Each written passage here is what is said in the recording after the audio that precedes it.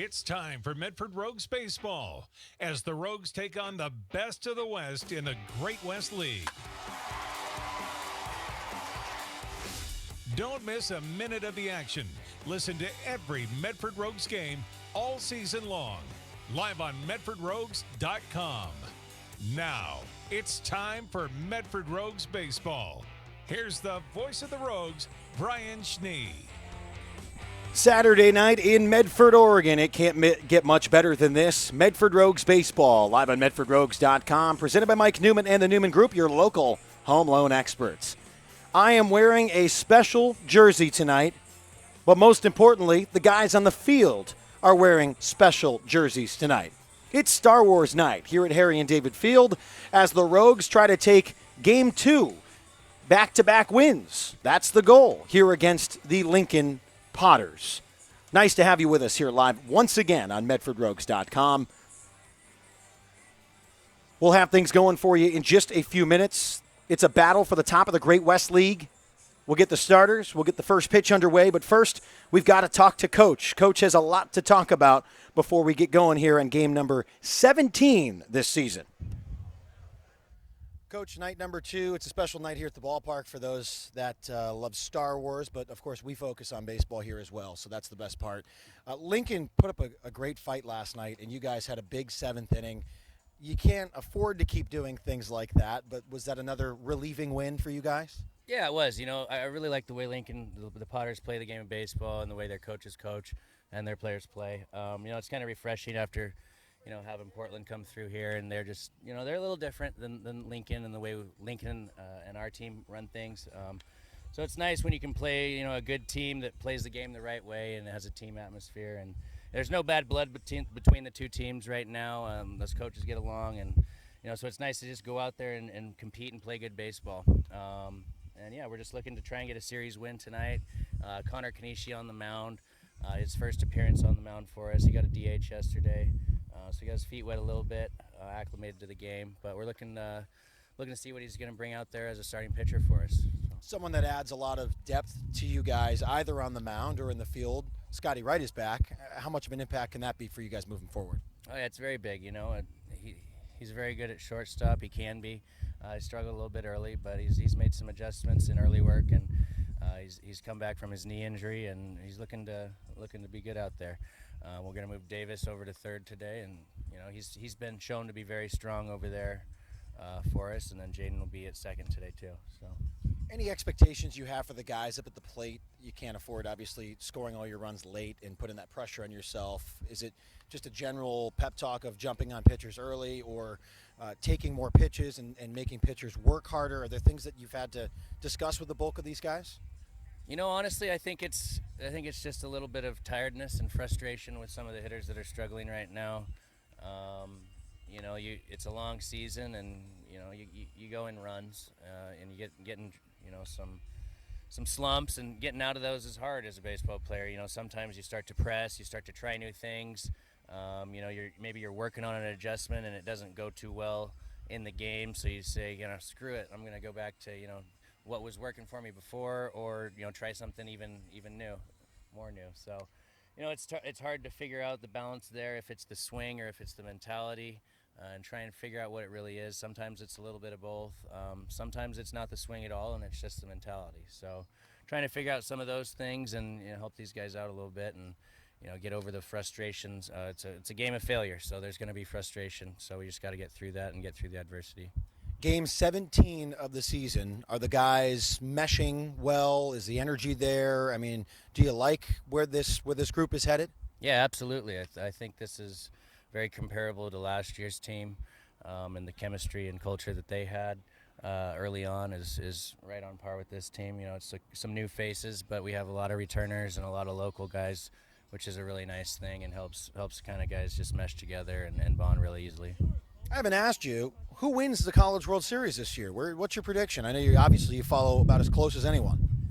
That's a close question. I'd have to talk about putting you on the spot too. That's good. If Fullerton was going to win today, I was going to go with Fullerton, but I'm probably going to. I'm gonna go with LSU. Okay. Yeah. Why? Just because of their story. I was gonna go with the Beavers early on, but I think with some of their guys not making it, Donahue and Heimlich, I think they might be a little tougher for them, and kind of some baseball karma might have some trouble winning it. But I think LSU's got a strong chance. All right, let's focus on you. Good luck tonight. Thank you. Special night here at the ballpark. It is Star Wars night, our second night in a row, or year in a row rather, where Star Wars has come center stage here at the ballpark. There's a ceremonial first pitch being thrown right now, and we're not going to show you it because we're going to step aside real quick and give you the starting lineups, the first pitch. When we return, this is a big game for the Medford Rogues, possibly one of the best series that we'll have all summer long here at Harry and David Field.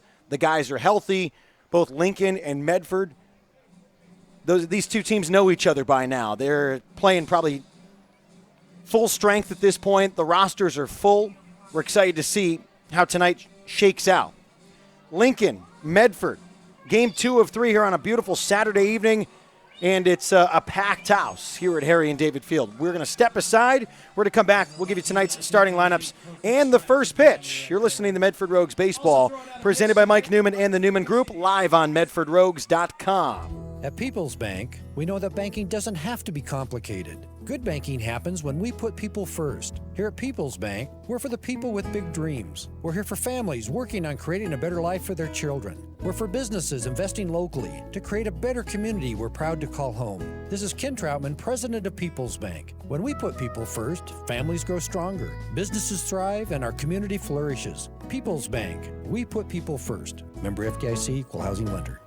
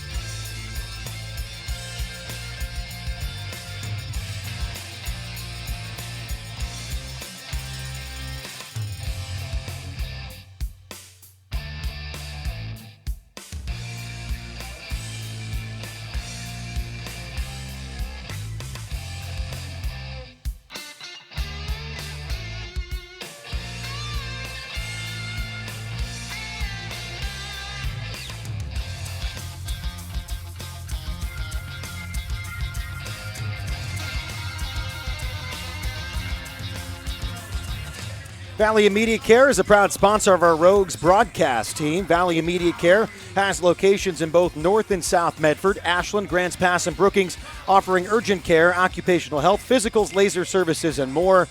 Head to valley-ic.com for more information. A part of the Valley Immediate Care pregame injury report. Nothing to report for the Medford Rogues at this point. Looks like Jake Gazzo working on a recovery from the ankle injury. Should be good to go here day by day. Nothing else other than the fact that Scotty Wright is back in the lineup for the Medford Rogues, batting ninth tonight after being out for a couple games with a leg injury. The starters are being introduced here at the ballpark, and we will not do that just yet. We're going to have to step aside because they're going to take care of the national anthem. We'll play that one over the broadcast for you as well. We'll come back, and we'll give you the first pitch on a special Star Wars night here at Harry and David Field in Medford, Oregon. Come on back. You're listening to Medford Rogues Baseball, presented by Mike Newman and the Newman Group, live on MedfordRogues.com.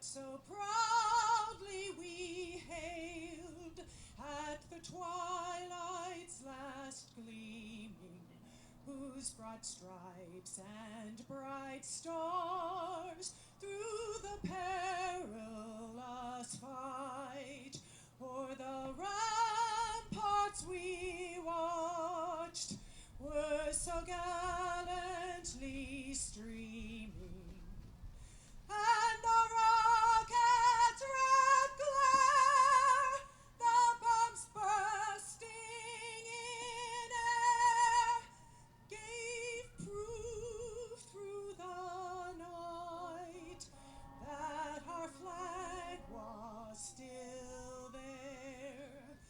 Oh, say does that star-spangled banner yet wave o'er the land of the free and the home of the brave. Medford Rogues Baseball, live on MedfordRogues.com. Presented by Mike Newman and the Newman Group. Minutes away from the first pitch. C.J. Reed, a nice rendition of the national anthem here at the ballpark. The Rogues would like to thank our friends at Avista, serving Medford since 1906. Avista has created opportunities, sparked imaginations, and fueled innovation. Today, as they celebrate more than a century of service, the folks at Avista are as committed as ever to helping the communities they serve to grow and prosper. Head to avistautilities.com. Our standings as we see them right now up to this very minute. The Medford Rogues leading the way at 11-5, 5-game win streak for the Rogues, 8-2 in the last 10 games. Lincoln, a half game back after the Rogues came back and won last night 4-3. They are 10-5. Chico, 1 game back of the Rogues at 10-6. They are in action against the Portland Pickles tonight in Chico, California. The Pickles in 4th place with a 7-9 record. Marysville and Yuba City at the bottom of the standings. Marysville 5-11, Yuba City 5-12. All right, tonight's starting lineups. Let's first give you the lineup in the field for the Medford Rogues. Clay Valenzuela Reese in left, Connor Lowry in center, Jake Helwig in right. Davis DeLorfis at the hot corner, third base. Scotty right back at shortstop, Jaden Hanna at second, Josh Berman at first. Alex Isola is the catcher for the Rogues. Connor Kanishi, the left-hander, getting his first start for the Medford Rogues and for college baseball. Kanishi, an outgoing high school senior, a future freshman at San Jose State University, throws left-handed, hits left, 6'1", 195, a product of La Mesa, California. Again, San Jose State, the destination for Connor Kanishi, wearing number 29.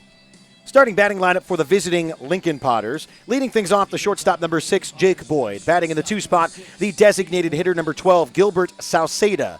Batting third, the first baseman, number 21, Joseph Torres. Batting cleanup tonight, the left fielder, number 11, Austin Swift. Batting fifth, the catcher, number 9, Ambrose Romero. Batting sixth, the third baseman, Braden DeBenedictis. Batting seventh, the center fielder, number 13, Zach Hoffman. Batting eighth, the right fielder, number 5, Jacob Allen. And rounding out the lineup, the second baseman, number 15, Cameron Castaneda. Umpires tonight, behind home plate, Kendall Snyder.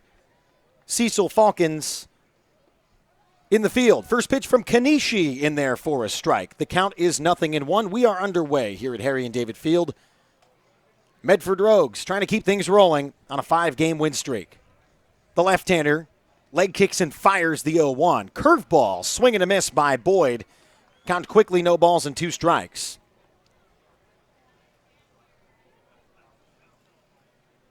Boyd, a .358 average, 19 hits, 13 runs, 6 RBI. Here's the 0-2 pitch from Kanishi.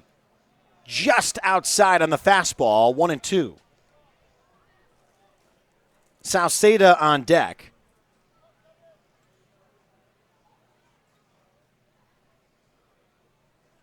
Here's the 1-2 pitch from Kanishi. Fouled away down the left side. And the count remains 1 ball, 2 strikes.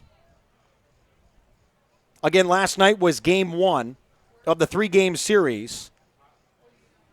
The Medford Rogues won the ball game 4-3 behind a 3-run 7th. Both teams had errors. It wasn't necessarily the most clean baseball. Hit on a slow roller to the third baseman, Davis DeLorfis charges and fires to first for the first out of the inning. Gilbert Saucedo will step in. So DeLorfis goes to third base after Scotty Wright comes back from injury. Starting tonight at shortstop. Jaden Hanna was at third last night. Rather, the night before, Clay Valenzuela-Reese was at third the last night. So we've bounced around here between a couple guys. Helwig in right, Lowry in center. Here's the 1-0 pitch to the left-handed hitting Saucedo in the dirt. 2 balls, no strikes.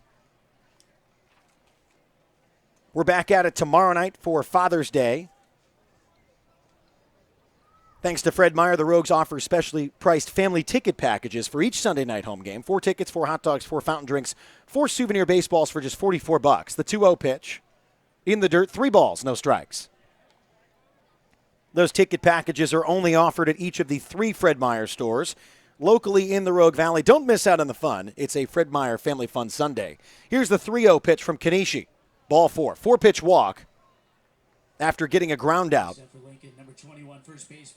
Joseph Torres will step in with a runner over on first. No score here in the top of the first inning. Torres a .269 hitter.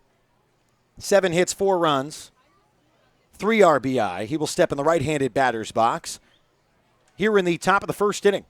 Medford Rogues Baseball presented by Mike Newman and the Newman Group, your local home loan experts.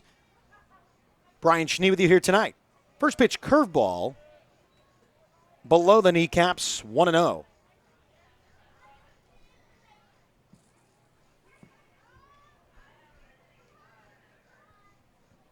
Rogues play tomorrow night. Then they hit the road for, I believe, a 6-game road trip. Marysville and Chico, the destination. The 1-0 pitch lifted to deep right field. Going back and staring into the sunshine is Jake Helwig, who makes the catch on a back pedal. And there are 2 outs here in the top of the first.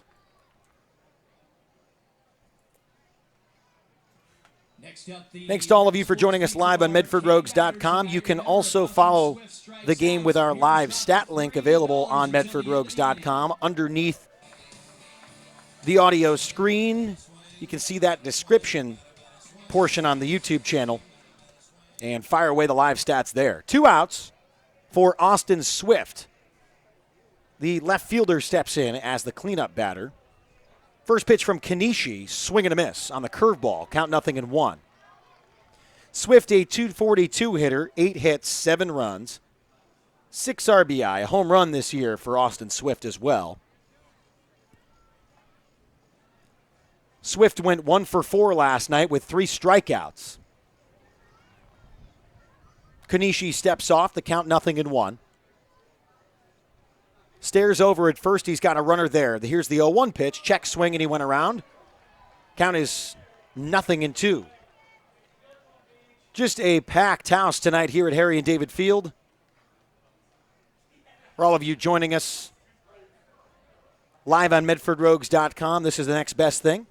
We appreciate you hanging out with us from wherever you may be checking in. What's beautiful about the internet, you can get us anywhere. And you figured that out. We've got people listening from all across the country. Here's the 0-2 pitch. Fastball just outside and low. Kanishi has hit that spot twice now. And, hey, if that's where Kendall Snyder's going to leave it all night, I'll take it. Count 1-2. Ambrose Romero on deck with his leg guards on as the catcher with 2 outs, waiting to see if his roll at the plate is needed. Runner is off on the 1-2. Isola fires into center field. And the runner took off to first. Not really sure what's going on here. That was just a mess. Believe it was a strikeout in advance to first. And that just got messy real quick. The umpires are going to talk about it. Runners on first and second as we stand right now. But that might change. We will see what they talk about. Kanishi is wondering what's going on. Runners on first and second because the runner, Saucedo, took off on a stealing attempt. It was a drop third strike. And instead of firing over to first, Isola could have had him easy, but he saw the runner go, so that's why he went to second. A confusing start here in the top of the first inning. It just needs to be ironed out. Runners on first and second. Here in the top of the first inning, no score. The Lincoln Potters are threatening with 2 outs.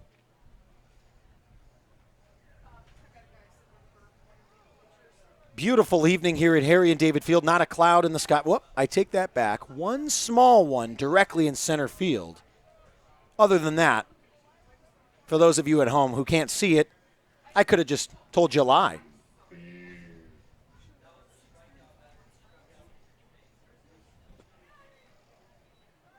Two outs.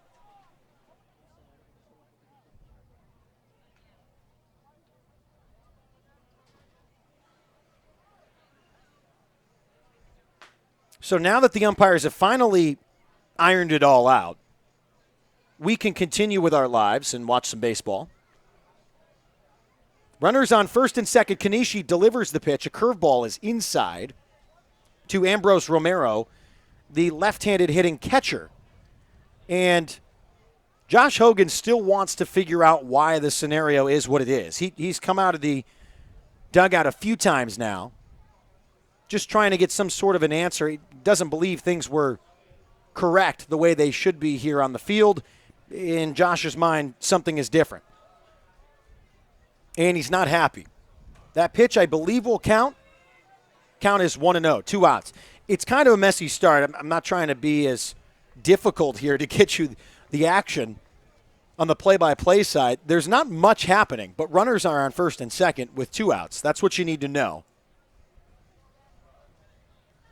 Sauceda at second, Swift at first. The 1-0 pitch. Outside, 2 balls, no strikes from the left-hander, Connor Kanishi.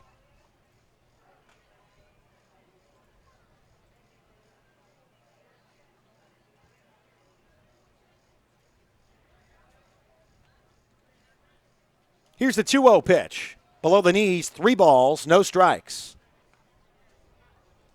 Morton's offers something for everyone. Morton's has a full sports bar, a separate family dining side of the restaurant, even delivery. Check out the website, mortons.com. That's Morton's with 2 R's. Here's the 3-0 pitch.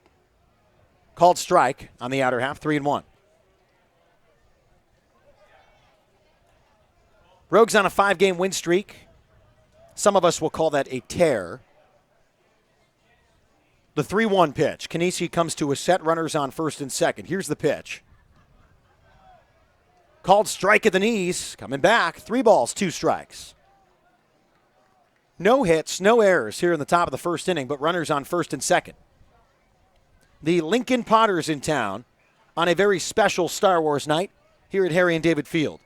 3 balls, 2 strikes, 2 outs. Runners on first and second. Kanishi, the left-hander, comes to his set. He will hold, looks at second, goes to the plate. Strike 3, got him swinging, and he works out of a jam. The confusion is no more. Nothing across in the top of the first inning. The Rogues get out of it, and we will meet the Rogues as they file in on the batting order when we return. You're listening to Medford Rogues Baseball, presented by Mike Newman and the Newman Group, live on MedfordRogues.com.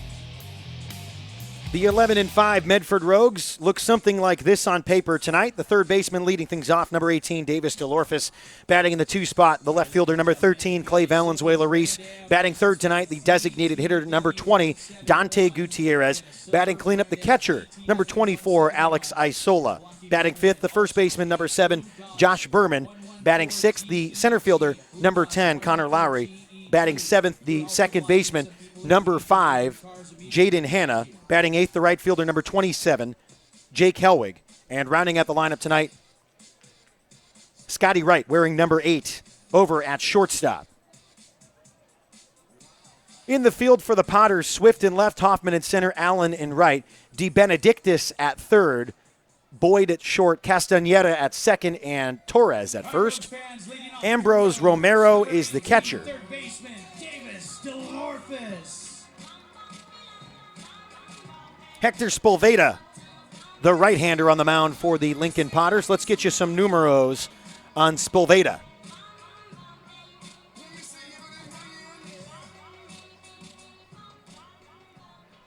Spolveda 12.1, that's 12 and a third, thrown this year. Second start, 6th appearance overall. A 10.21 earned run average, has been hit pretty good. 14 earned runs, 14 hits, 13 walks to just 7 strikeouts. First pitch to DeLorphis is outside. Davis steps in with the lightsaber bat. Sweet saber there, Davis. 2 balls, no strikes.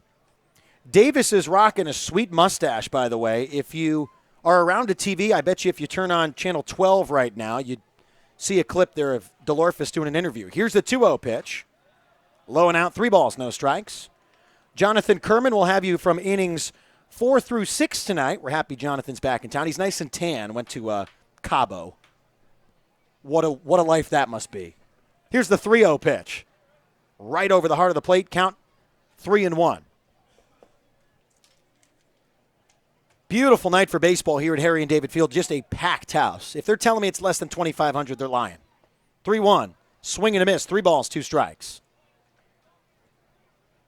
DeLorphis 318 on the year, 14 hits, 11 runs, 2 home runs, 2 triples, 12 RBI. And DeLorphis gets punched out. He thought that one was outside, as did I. That exact pitch was not called for Kanishi twice in the first inning. And DeLorphis a slow walk back to the dugout. He had the count at 3-0, and then he strikes out. This will bring up Clay Valenzuela-Reese, the left fielder. Clay on a 12-game hit streak. Swing and a miss, rather swinging a foul ball off himself. Count 0-1. 1 out here in the bottom of the first inning. Heroes is the new place for gourmet subs, wraps, salads, and burgers. People are really talking about how Heroes is the best sandwich shop in town. Go give them a try. Eat like a hero today. Here's the 0-1 pitch. Inside, 1-1.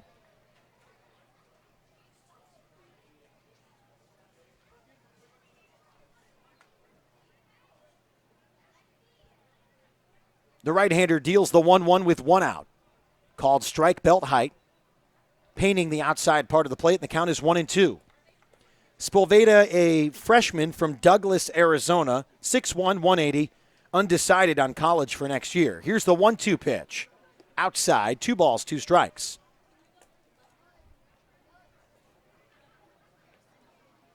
Count 2-2, 1 out, bottom of the first inning. Spolveda gets his sign from Romero. Here's the 2-2 pitch. Hit hard down the left side and foul.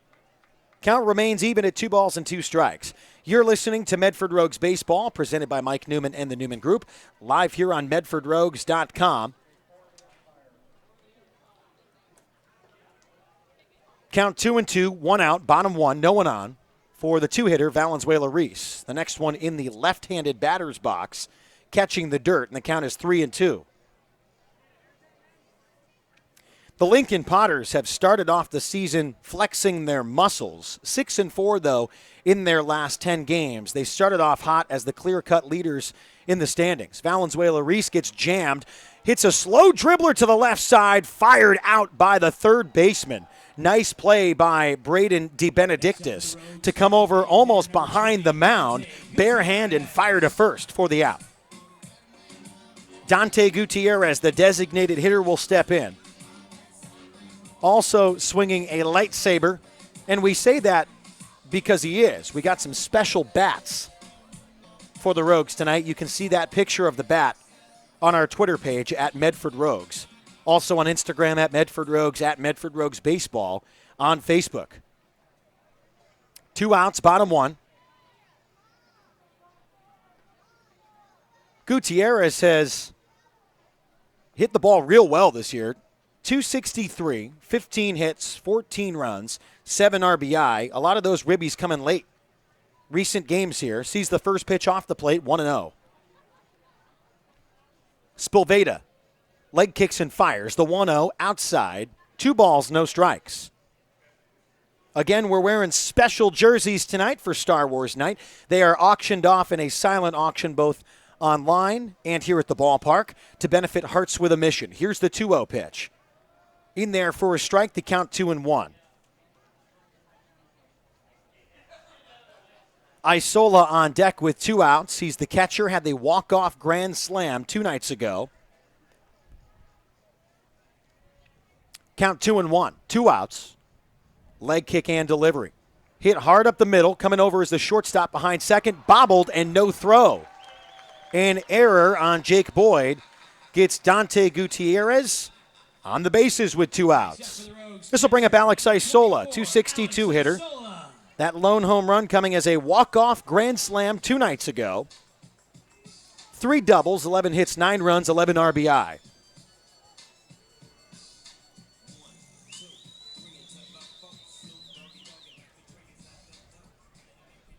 Isola stepping in the right-handed batter's box, also rocking a lightsaber, courtesy of Harmony Bats.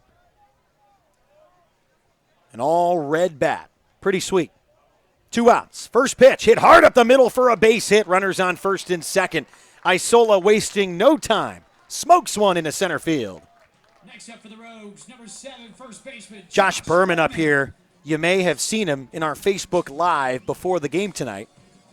Wearing number 7. Berman, a Southern Oregon product. By that, I mean a local.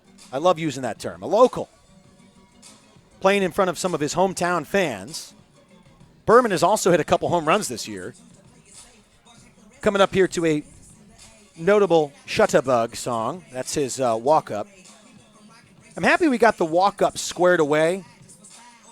One of those things that were a little bit iffy for the first couple games. We got them sorted out. The guys are happy. We're happy. 2 outs, runners on first and second.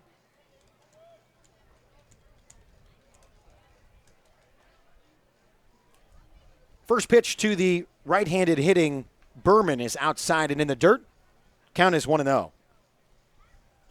More numbers on Berman, 224. Average, 11 hits, 9 runs, 9 RBI, 2 home runs. Spolveda comes to a set with runners on first and second. Here's the pitch. Called strike. Berman has been the recipient of some very difficult calls while up at the plate. Now, I try to leave these guys alone, but there's a noticeable difference in the zone between the top of the first and the bottom of the first. Kanisha's a lefty. Spolveda's a right-hander, so who knows if there's a difference there. Rocketed down the right field line and foul, and the count is 1-2. Mary's Barbecue, tender, juicy, slow smoked meat, homemade sides, and friendly service. Easy for anyone in Southern Oregon to get to. Mary's Barbecue at 841 East Pine Street in Central Point. Follow them on Facebook or their website, marysbbqplace.com. The 1-2 pitch coming with 2 outs. The leg kick and delivery. Curveball, got him swinging, strike 3. 2 strikeouts for Spolveda in the bottom of the first inning. No runs, 2 stranded. Scoreless after 1. You're listening to Medford Rogues Baseball, presented by Mike Newman and the Newman Group, live on MedfordRogues.com.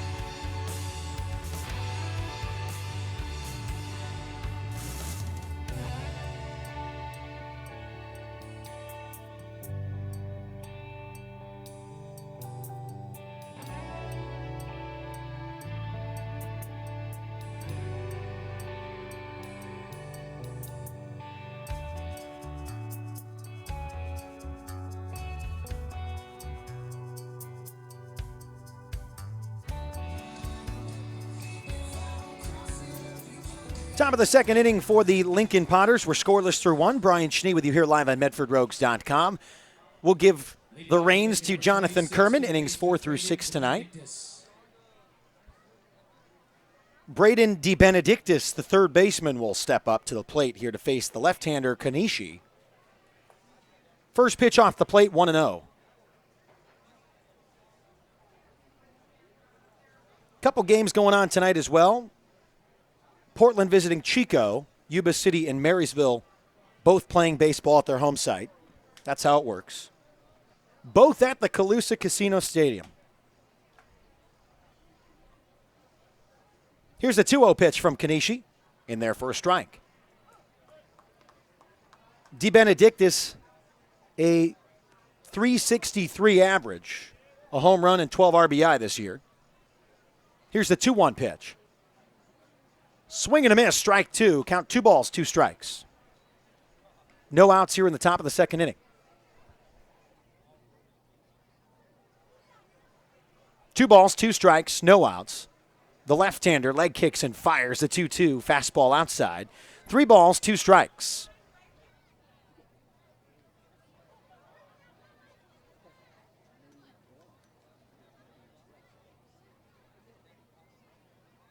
Here's the 3-2 pitch from Kanishi. Popped up to right center field. Underneath is the right fielder. Couple steps to his right as Jake Helwig squeezes for out number 1. We are nearing capacity. We need to make sure that you scoot down and get cozy with your fellow patrons as we are still. Zach Hoffman will step in. Get cozy in the bleacher section. Next up, number 13, Zach Hoffman. 292 hitter, 14 hits, 8 runs. 8 RBI, 2 home runs this year. The home runs, mind you, coming in Lincoln, I would imagine, it's a shorter porch there, and the air moves differently. This is a huge ballpark, 400 dead center, 407 on the right center and the left center power alley poles, 339 down the right field side on the pole. The line is at 325. It's just a deep park. I mean, Alex Isola, when he hit one the other night, went over the scoreboard, went in the Les Schwab tire. There you go. Advertise with us next year. I mean, here's the 1-1. Isola just hit a bomb. Swing and a miss. 1 ball, 2 strikes.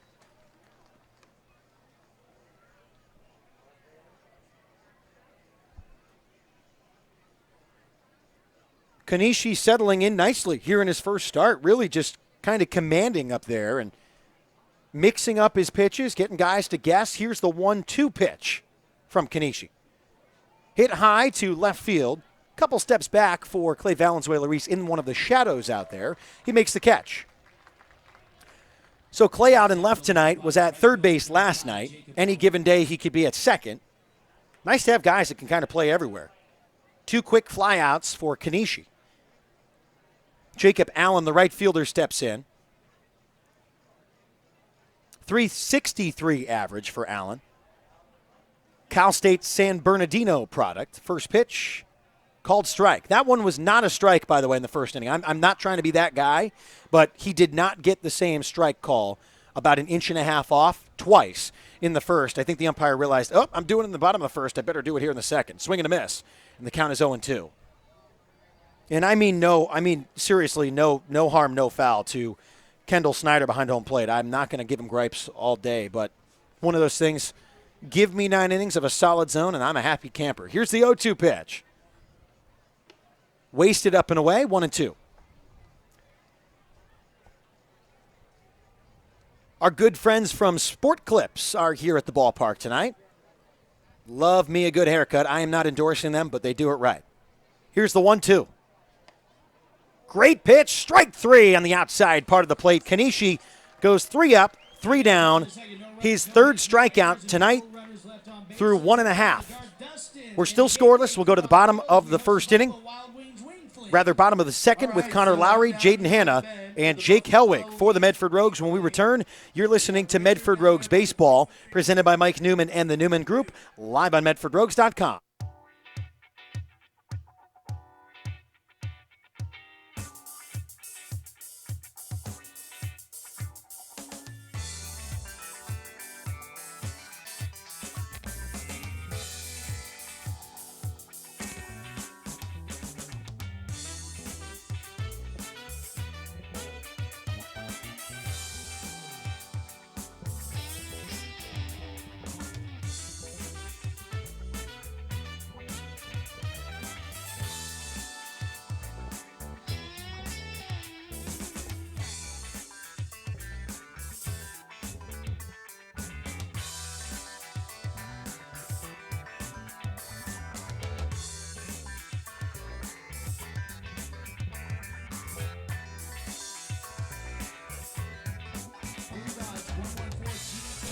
For over 60 years, Lippert's Carpet One has been dedicated to helping people find the best flooring solutions for their home or business. And for over 60 years, Lippert's has sponsored and donated to many organizations in our community, and we appreciate them.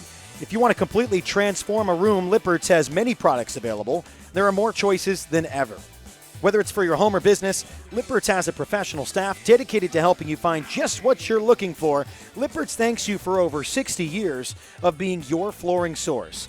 Located in Medford on North Pacific Highway or Rogue River Highway in Grants Pass, you can always find them online at lipperts.com. Bottom of the second.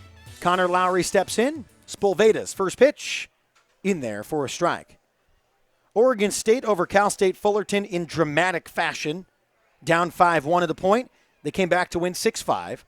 Bottom of the sixth, Florida State over LSU 4-3. Lowry hits a line shot to left center field. It's going to drop for a base hit. Leadoff single for Connor Lowry. Second hit for the Rogues. Jaden Hanna steps in.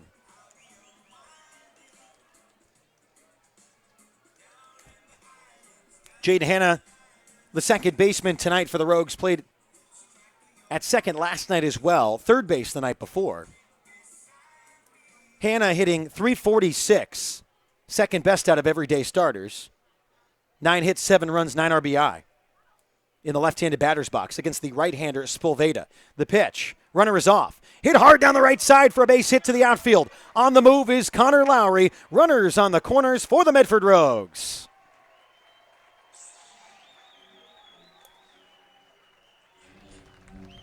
Next up for the Rogues, right fielder number 27. Jake Helwig will step in. 299, 20 hits, 14 runs, 7 RBI for Jake Helwig.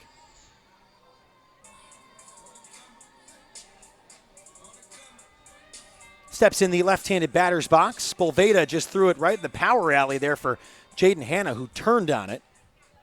No outs, bottom 2, scoreless. Runners on the corners for the Rogues. Spolveda comes to his set. Holds and deals. Bunt laid down by Jake Helwig. Down the first base line. They tried to tag Jake Helwig. He didn't have the baseball. A runner scores. Runners on first and second now. Helwig picks up the RBI. Lowry scores. An error on the first baseman. 9-hitter Scotty Wright steps in. Welcome back, Scotty Wright. A couple days back from injury, so we haven't seen much of Scotty as of late. .233 hitter. 7 runs, 7 hits, 6 RBI. Appearing in his 10th game of the season for the Medford Rogues. Rogues strike first here in the bottom of the second inning. They lead 1-0. Spolveda delivers the pitch as Wright pulls back the bunt outside, 1-0.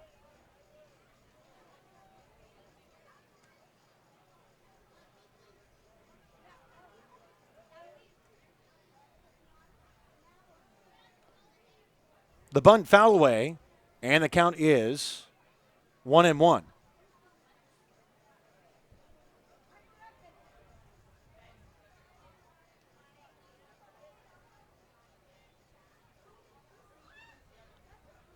No outs. Runners on first and second. The bunt laid down to the third base side. Third baseman playing back. Gloves, has nowhere to throw. Bases loaded, and an infield single for Scotty Wright. Hanna at third, Helwig at second, and Wright at first. Number 18, Davis DeLorfis.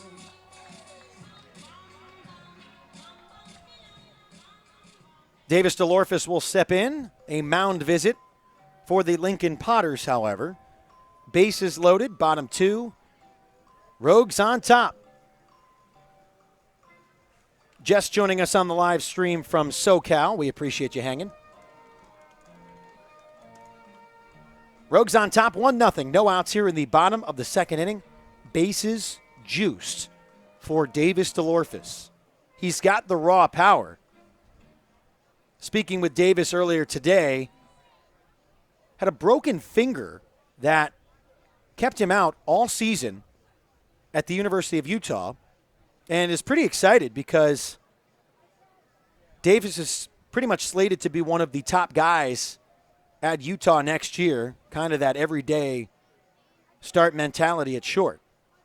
Bases loaded. First pitch outside to DeLorphis. Romero keeps it in front, and the count is 1-0. Again, the Rogues now on top 1-0. 4 hits for Medford, 3 of which in this inning. Lowry, Hanna, and Wright, all with singles. Hellwig laid down a bunt to the right side, reached on an error, had the RBI as Connor Lowry scored. Bases juiced. Here's the 1-0 pitch from Spolveda. Hit hard down the left side, nearly hit Jaden Hanna. Danced in fair territory as Hanna had to get out of the way. Count is 1-1.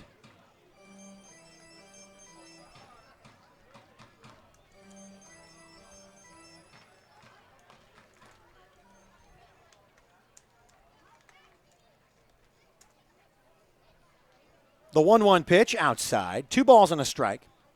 Jess is joining us as a Potter dad, by the way. So we welcome everybody to the stream. We try to make this fun for everyone here, the Potters and the Rogues. I got to tell you, I was down in Lincoln last weekend. Such a great group of guys. The management there, first class. It was just a ton of fun. The 2-1 pitch, outside corner for a strike. 2 balls, 2 strikes. DeLorphis didn't like it. Bases loaded. Corners in at the grass. Pretty much regular depth up the middle. The 2-2 pitch, Spolveda from the set deals. Curveball, outside and low, 3 balls, 2 strikes.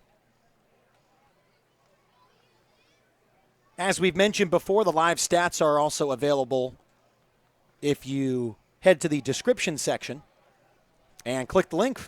We've got it. So follow along, both with us here live on the air and also with the live stats. Here's the 3-2 pitch from Spolveda. Hit hard to the left side. Third baseman Fields fires home for the force play. They'll try to get a double play at first. Just in time is Davis DeLorphis. Runners on first, second, and third. Nice defensive play there by DeBenedictis to go to home, get the force. Clay Valenzuela steps in with 1 out. Clay grounded out to the third baseman in the first inning. DeLorphis at first now after the fielder's choice.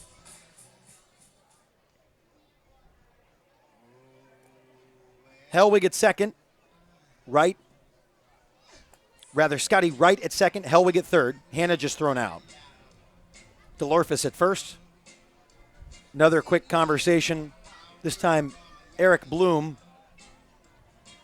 upset with the call over at first. I do believe, my first thought was that DeLorphis was thrown out, and then they called him safe. I do think he got him by a half step, but for the sake of Rogues fans, the call was made. Potters fans could probably roll over about that one, say, we're not getting that one back. Bases loaded, still a 1-0 game, 1 out. First pitch to Valenzuela Reese is outside on the curveball, and it's 1-0.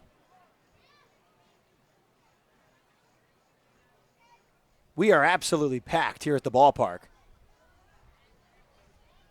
Here's the 1-0 pitch. Swing and a miss, 1-1.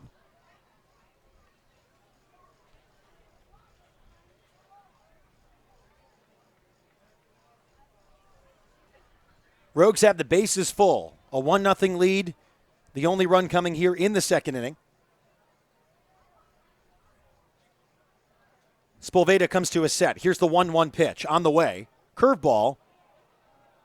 Hit on 2 bounces to Spolveda. Nice play by the pitcher to field and toss to home. 2 great plays by the infielders. Spolveda, the pitcher, of course, and then DeBenedictis to get the out at home as well.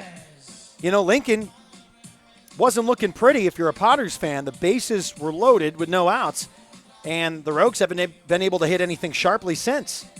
So, the bases are still loaded for Dante Gutierrez. 2 outs and still a 1-0 lead.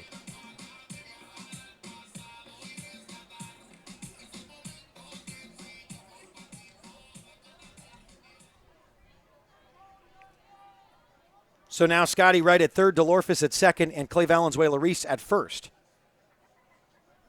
Gutierrez looks at the first pitch, called strike, at the knees, and the count is 0-1.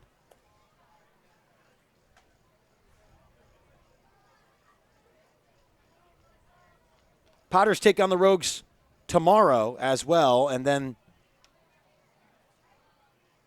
straight down to McBean Stadium back in Lincoln to take on the Chico Heat for 2. Then they will go to Nettleton at Chico State for 1. So a little home and home. Count is 1-1. Spolveda has the bases loaded and has worked out of it for the most part. Comes to his set. Leg kick and delivery, the 1-1. Swing and a miss on the curveball by Gutierrez. Gonna have to use the force, the lightsaber. The time is now for the Rogues. You might not get this back. Bases loaded. And the count is 1-2. Spolveda steps off after time was called.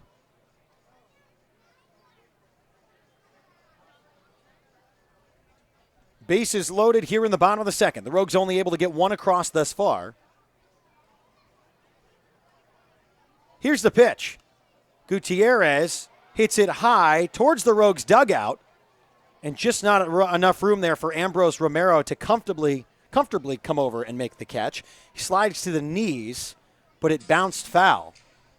A catchable baseball, but Romero would have had to stop on a dime and then not fallen down the stairs to the dugout. So maybe a better scenario for Romero not to make that catch. He's going to come out and talk to his right-hander.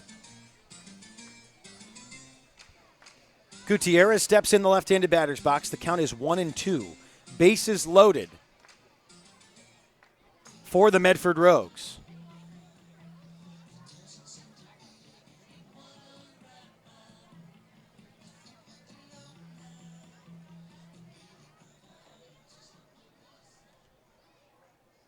Wright at third, DeLorfis at second, Valenzuela-Reese at first.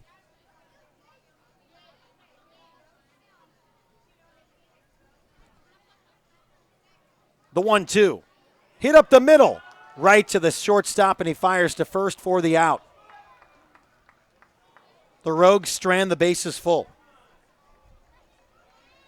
A 1-0 lead, however, for Medford after 2. We'll go to the top of the third inning. You're listening to Medford Rogues Baseball, presented by Mike Newman and the Newman Group, live on MedfordRogues.com.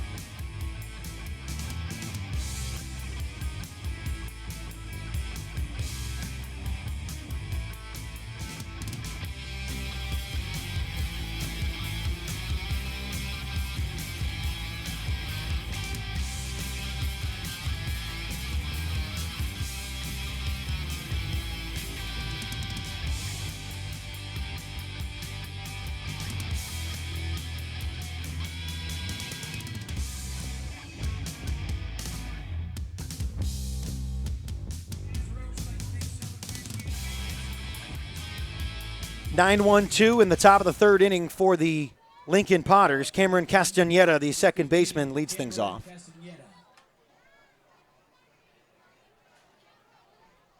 A 129 hitter. 9 strikeouts for Castaneda. Goes up against Kanishi. First pitch, up and away. The bunt pulled back. Count 1-0.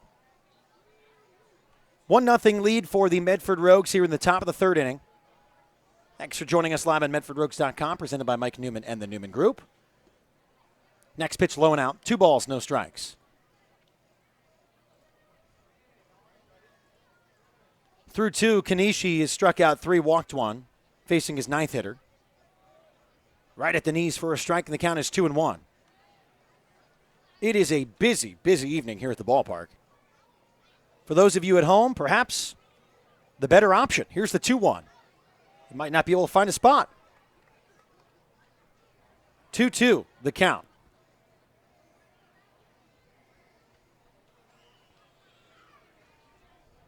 Kanishi gets the sign from Alex Isola. Full windup and delivery from the left-hander. Fouled away. Count still 2 balls and 2 strikes.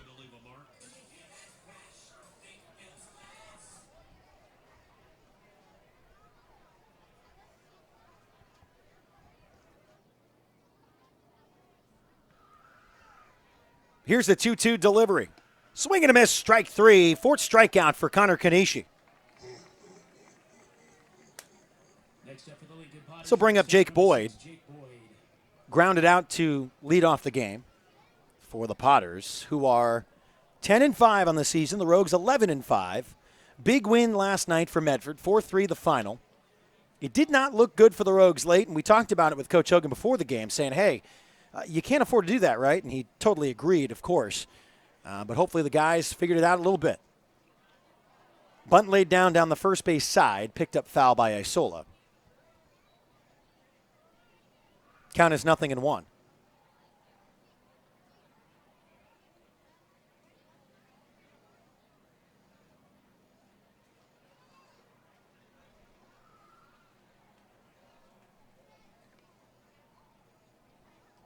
One out, no one on here in the top of the 3rd inning.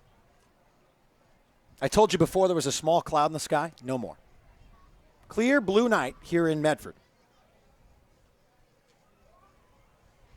Count is 0-1. The pitch from Kanishi. Outside, 1 ball, 1 strike.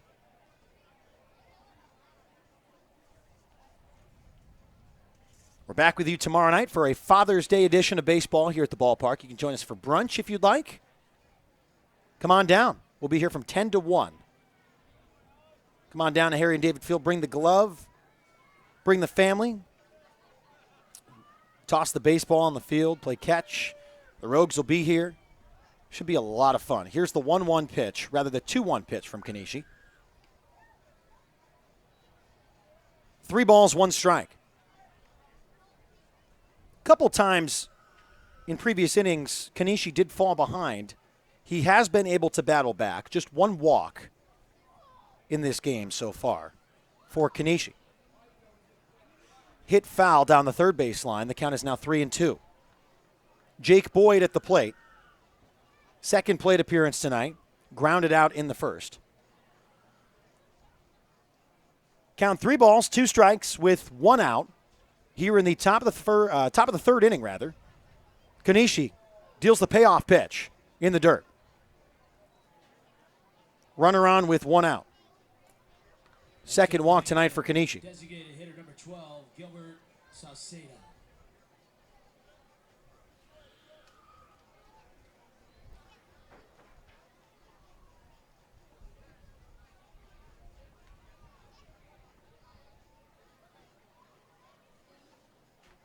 Sauceda steps in. The runner is off. The bunt squared. Isola fires to 2nd. Throw is high. Wright tried to slap down the tag, but the runner, Jake Boyd, steals 2nd. So now in scoring position, the Potters trying to get back here, trailing 1-0 in the top of the 3rd inning. Game 2 of 3 between Lincoln and Medford in this 3-game series at Harry and David Field. Kanishi is the count at 1-0. Sauceda walked in the 1st and was stranded at 2nd. Here's the 1-0 pitch. Low and away, 2 balls, no strikes.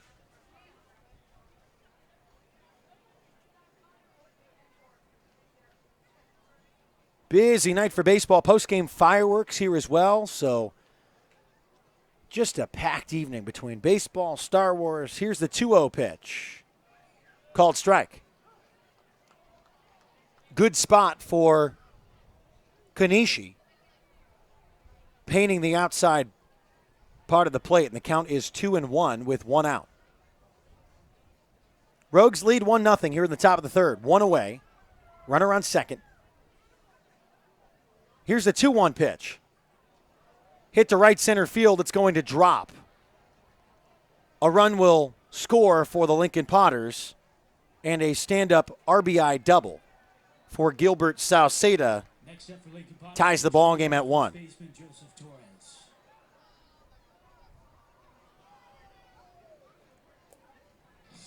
That's what happens when you walk, guys. Sauceda hit the ball well to right center field. That one almost went all the way to the fence. Again, deep ballpark, wood bats. I mean, combine that, you got to make some great contact at times to find one of the gaps. And Sauceda did just that. 1 out. We're tied at 1. Joseph Torres steps in.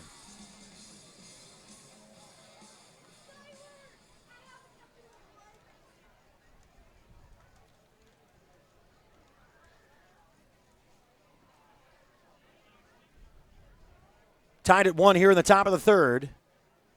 Left-hander deals a curveball in there for a strike. The count 0-1. We'll see if Kanishi can settle down just a bit. Runner in scoring position for the Lincoln Potters. Rogues have won 5 straight, 11-5 overall on the year. Timeout called. Kanishi steps off. The count is 0-1 with 1 out. Comes to his set.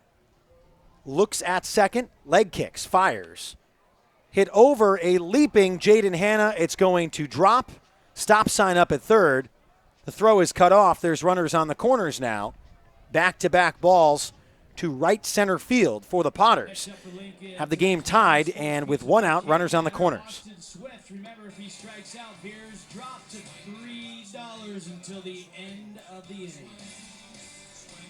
Austin Swift struck out in the first, but advanced on a unique play where Alex Isola tried to throw down to second. Gilbert Sauceda was taken off. He threw down. The runner was safe. The strikeout was recorded. The out is not, per se. I mean, there's still a runner on. The out is still recorded. So it just made things a little messy. Either way, he reached first after striking out. Curveball catching the outer half of the plate from Kanishi, and the count is 0-1 to the right-handed hitting Austin Swift.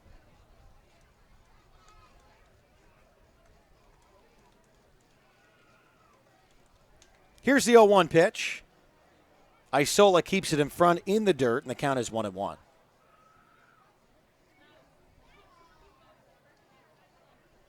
Big night for baseball. For those of you that have joined us from the beginning, I was saying this could very well be the most competitive series, the best overall baseball we'll see at Harry and David Field all year. Hit hard to right field over the head of Hellwig, off the wall. 1 run will score, another one on the way. The Lincoln Potters are going to take the 3-1 lead here in the top of the third inning. Swift hit it off the Spartan Plumbing sign out in right field. No doubt about it that it was going to be a base hit. He stands up with an RBI double. Torres scores from first. Sauceda trots in from third. Boyd, Sauceda, and Torres have scored, and it's a 3-1 lead for Lincoln. Announcements, Rogues fans. Once again, that silver Grand Am license plate ZTW171. If you own that silver Grand Am, we need you to move it immediately. The tow truck is there, ready to tow your vehicle. You are blocking people in. Also, we want to wish a happy birthday, 16th birthday to Zoe Vondolowski. Thanks for coming and celebrating. Zoe, with the Medford Rogues on your Quick mound visit for the Rogues. Kanishi threw the baseball well in the first and second innings.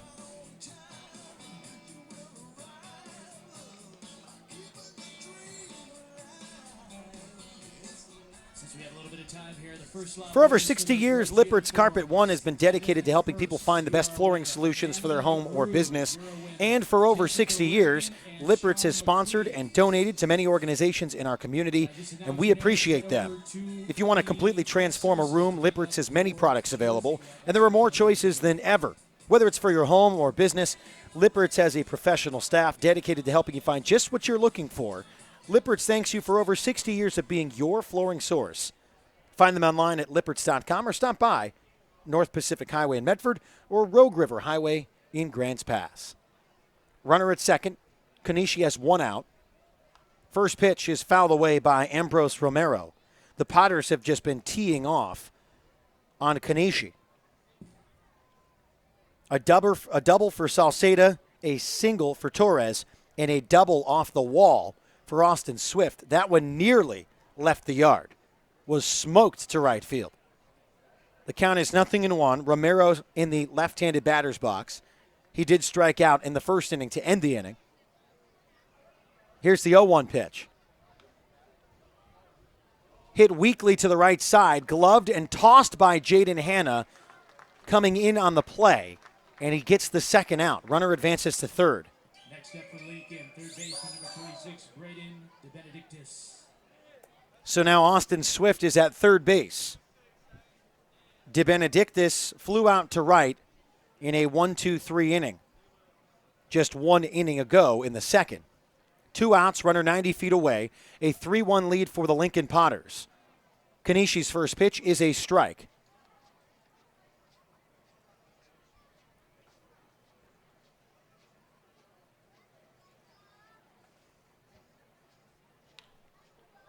The 0-1 pitch hit deep to center field. Going back into the shadows in front of the track, though, is Connor Lowry, who makes the catch. The damage was done by the Potters. In the top of the third, there are 3 runs. 3 runs scored on 3 hits, no errors, and a runner left on as we will rejoin you in the bottom of the third inning. The Rogues trail 3-1. You're listening to Medford Rogues Baseball, presented by Mike Newman and the Newman Group, live on MedfordRogues.com.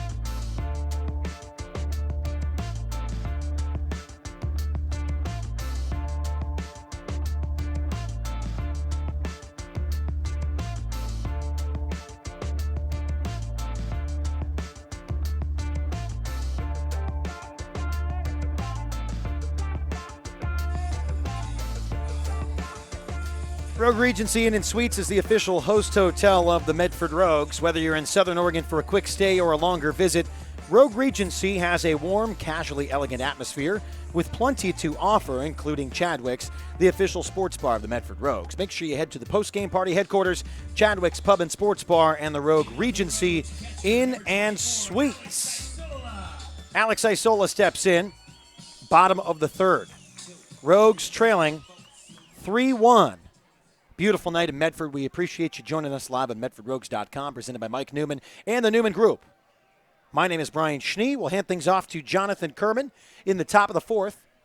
So make sure you stick around for innings 4 through 6 from Jonathan Kerman. Here's the 1-0. At the knees for a strike.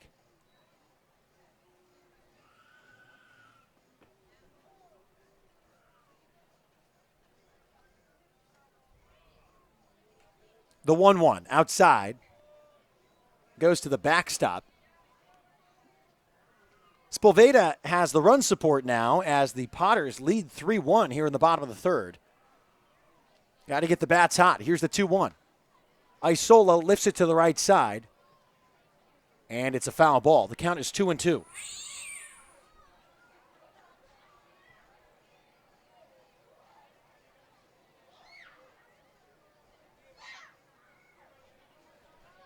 The count 2 balls, 2 strikes.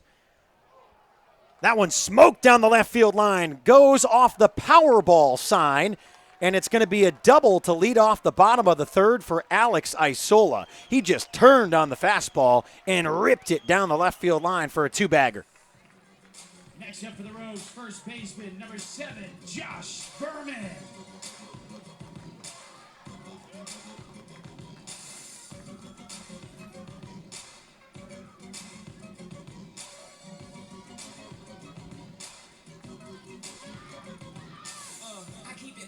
So Josh Berman will step in. He's got a runner in scoring position. You're in the bottom of the third. Rogues trail 3-1. Sepulveda deals the pitch. a little bit up and a little bit out, and the count is 1-0. Don is joining us from Vero Beach, Florida tonight. Scotty Wright back in the lineup for the Medford Rogues. The 1-0 pitch from the right-hander. Berman fouls it straight back, and the count is 1-1. Appreciate you all checking in on the broadcast, whether you are a Potters fan or a Rogues fan. We do not discriminate. We are happy to serve all of our family in the Great West League. Count is 1-1, no outs, bottom 3.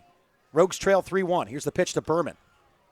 Laced down the right side and foul over a packed grass berm down the first base side. And the count is 1 ball, 2 strikes.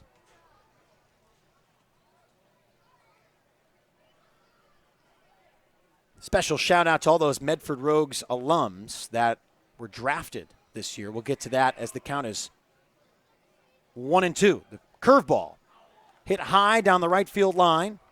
Foul. David Peterson, picked in the first round, a former Medford Rogue. 20th overall by ready? I have to do it for you. My New York Mets. Joey Morgan, a former Rogue as well, picked up in the 3rd round. Joe Record, Austin Croson, Danny Mayer, picked up in later rounds. Current Rogue, Cole Percival, who pitched last night, selected in the 31st round as well. Congratulations to all Medford Rogues on the success both on and off the field. The 1-2 pitch from Spolveda. Berman's been trigger happy. Here's the 1-2. Outside, 2 balls, 2 strikes.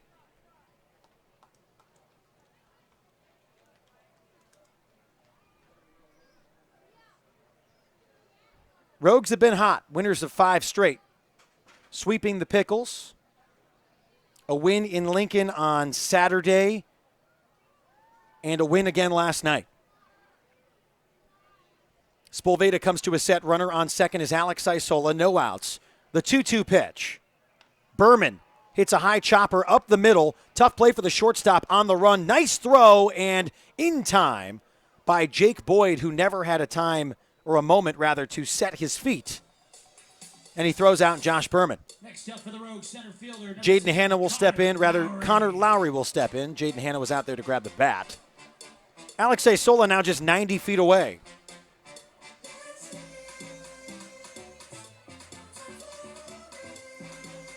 Lowry will step in the right-handed batter's box. Alex Isola is at third. Spolveda, full windup. Lowry swings on the fastball, gets a piece, and the count is 0-1.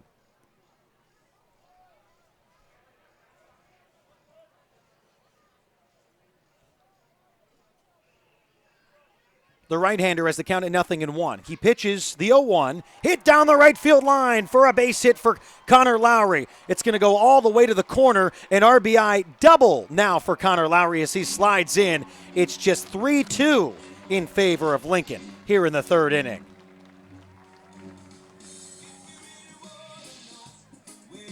So Jaden Hanna steps in, had a single in the 2nd.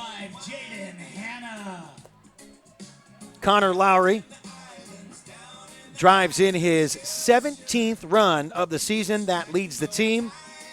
Isola scores his 10th run of the year for the Medford Rogues. Jaden Hanna has been rock solid. He's going to run her at second. 1 out. Spolveda pitches outside, 1-0.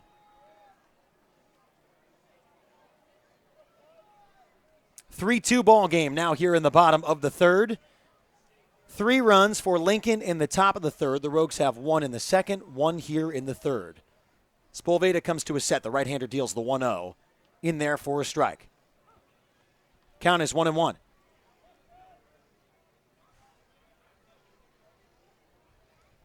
Can always follow along and interact with us on Twitter as well, at Medford Rogues, Instagram at Medford Rogues, and on Facebook at Medford Rogues Baseball. Here's the 1-1 pitch. Hit to the second baseman on 2 bounces, fired to first for the out, but advancing to third is Connor Lowry. So Jaden Hanna moves him over. Next up for the Rogues, right fielder, number 27. Time for Jake Helwig to get in the groove. He's had an RBI, laid down a bunt in the 2nd inning, and reached on an error. credited with the RBI. Steps in as the 8-hitter in the Rogues lineup tonight. Connor Lowry 90 feet away. He has the game-tying run here in the bottom of the third. Spolveda comes to a set. 2 outs. The pitch. Up and out. 1 ball, no strikes.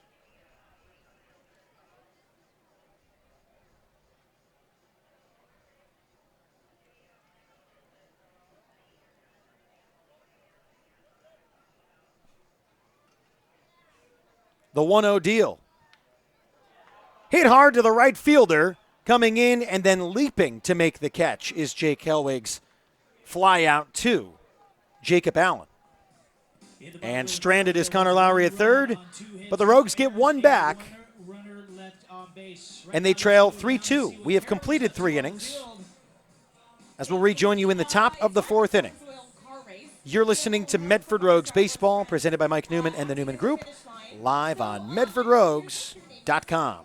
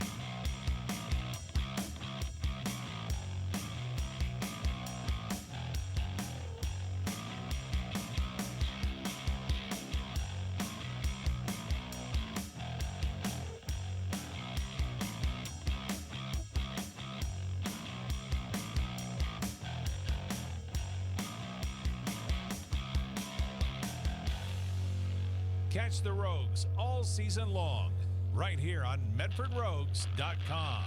Top of the 4th inning, Connor Kanishi back out there for the Medford Rogues. Zach Hoffman, the 7-hitter, swings, hits it down the right side, and foul. The count 0-1. So I was told Jonathan Kerman was going to come up and broadcast. He was all excited to, and now he's not. I have no idea where he is, so you're stuck with me. Brian Schnee with you. Medford Rogues Baseball, presented by Mike Newman and the Newman Group, live here on MedfordRogues.com. The 0-1 pitch from Kanishi is low and in, 1-1.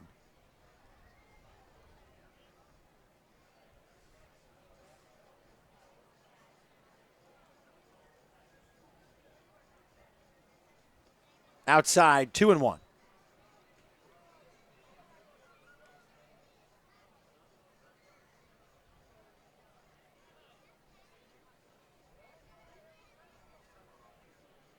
Here's the 2-1 pitch from Kanishi.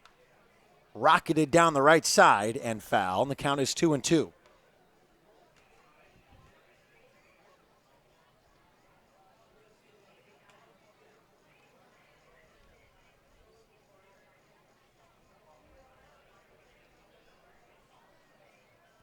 The count is 2-2.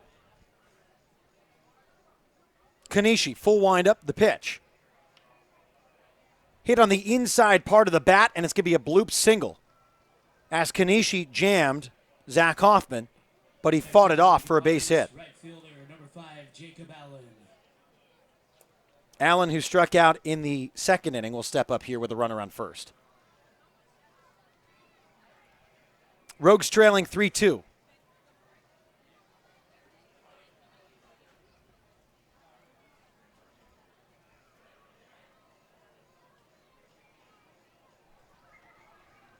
Kanishi looks at first, goes to the plate. The bunt laid down, but popped into foul territory in front of the Rogues dugout.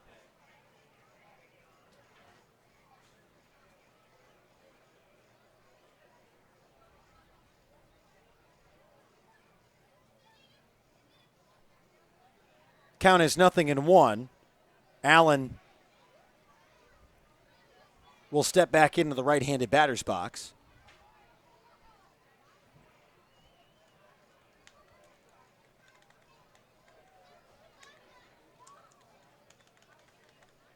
The count is 0-1. Kanishi checks over at first.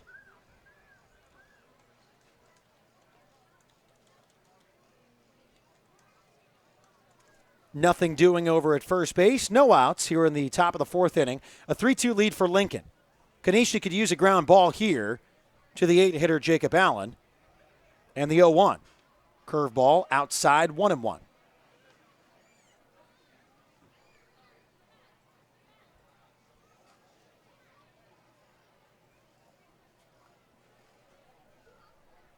So Kanishi working a little bit more slow here in the fourth with a runner on. Runner is off and moving. Isola fires to second, and the tag is applied. Jaden Hanna, sweep tag on the legs of Zach Hoffman as Isola fires him out at second.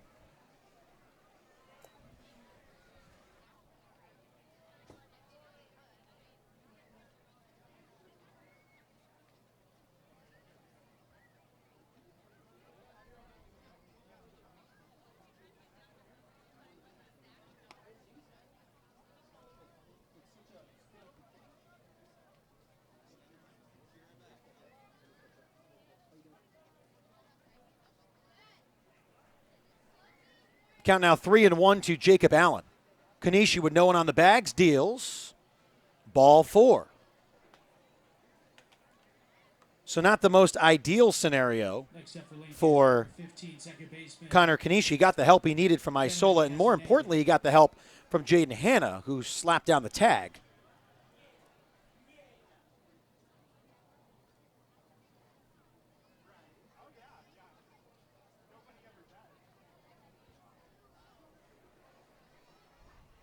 So now Jacob Allen over at first. He's got Cameron Castaneda, the second baseman, checking over at first, nothing happening. It's just absolutely packed here at Harry and David Field tonight. Personally, as a broadcaster, I love to see it. My seat never changes, so I'm good. We love having you here, though. If you're listening to us, you should make a trip. Comebacker catches Kanishi in the rear end, still picks it up, fires to first, and they get to a double play. That's how you get out of the inning, kid. Kanishi got plunked on the comebacker, fired to second, and they get him at first. A 1-6-3 double play. And no one stranded for Lincoln. The Rogues get out of a jam. They trail 3-2. We'll go to the bottom of the fourth, where Jonathan Kerman will take over when we return. You're listening to Medford Rogues Baseball, presented by Mike Newman and the Newman Group, live on MedfordRogues.com.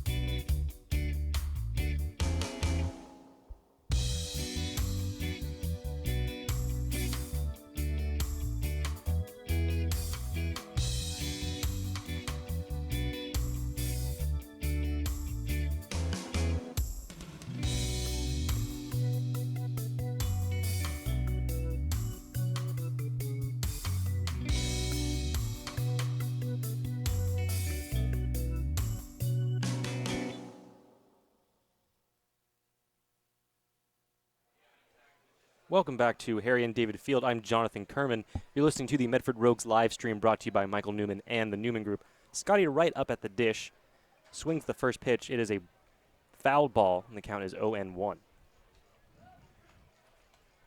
A terrific night here at Harry and David Field. I have been down in the stands schmoozing with the characters and the fans. Scotty Wright swings and misses, strike 2. And it is just all smiles here today. A fantastic evening. Here's the 0-2 pitch to Wright. It's in the dirt and outside, ball 1.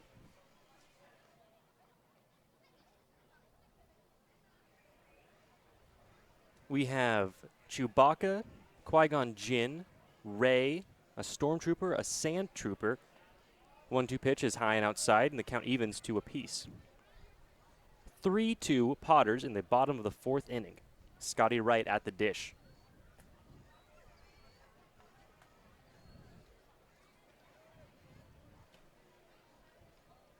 Here's the pitch to Wright. Swung on, hit high, it's in the infield.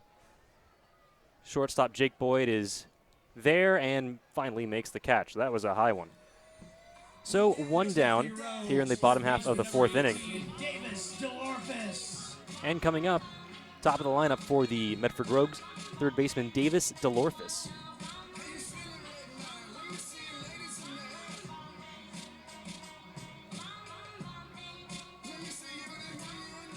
DeLorphis 0 for 2 on the day. 3 runs, 4 hits, 2 errors for the Potters. 2 runs, 6 hits, no errors for the Rogues. Here's the first pitch to DeLorphis. That's swung on and hit into right field. Right fielder's going back. He's facing the sun. Makes the catch. That was not an easy play. Right fielder Jacob Allen turned around a couple times. This is not ideal. Didn't have a great route to that ball. Fighting the shadows, too. It's some interesting shadows creeping out there in the outfield caused by the trees, the foliage out there and left. But he makes the catch to retire DeLorphis. And just like that, there are 2 down for the Rogues here in the bottom of the 4th inning.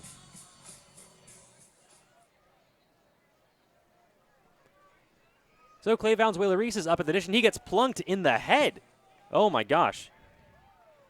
So a hit batter for the Rogues. Valenzuela-Reese just barely had his foot in the batter's box and gets plunked. Next up for the Rogues, designated hitter number 20. Certainly didn't seem malicious in any way, just a pitch that got away from Hector Sepulveda, the Potters pitcher. And that brings up Dante Gutierrez, the designated hitter.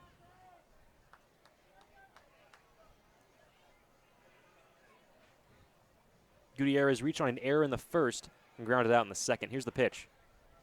That is high and outside, ball 1.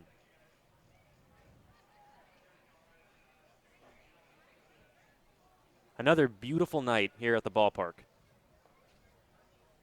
And we are packed at Harry and David Field. First Star Wars night. One of my favorite nights of the year, certainly. 1-0 pitch is high and outside. Catcher Ambrose Romero had to jump out of his squat to catch that one. And the count is 2-0. And now we'll have a quick visit. Romero's going to go out and talk to his pitcher. The Rogues would like to thank Rogue Credit Union for their continued support of Medford Rogues baseball and the surrounding Southern Oregon community. Our friends at the Rogue Credit Union are striking out hunger. Rogue Credit Union is donating $10 to Access each time a Rogues pitcher strikes out a player from the opposing team during a home game. Rogue Credit Union, living local. It's a Rogue thing. 2-0 the count to Dante Gutierrez. 2 outs here in the bottom of the 4th inning, runner on first. That pitch is in there for a strike, and the count's 2-1. 3-2 ball game in the bottom of the 4th inning. Potters on top of the Rogues here on Star Wars night at Harry and David Field. Gutierrez waits, fires. Valenzuela-Reese takes off for second. Pitch is grounded to the shortstop, Jake Boyd, who fires over to first in time to retire Gutierrez. So that will do it for the Rogues in the bottom half of the 4th inning. You are listening to Medford Rogues Baseball live on MedfordRogues.com. Brought to you by Michael Newman and the Newman Group. We'll be back with the top of the 5th right after this.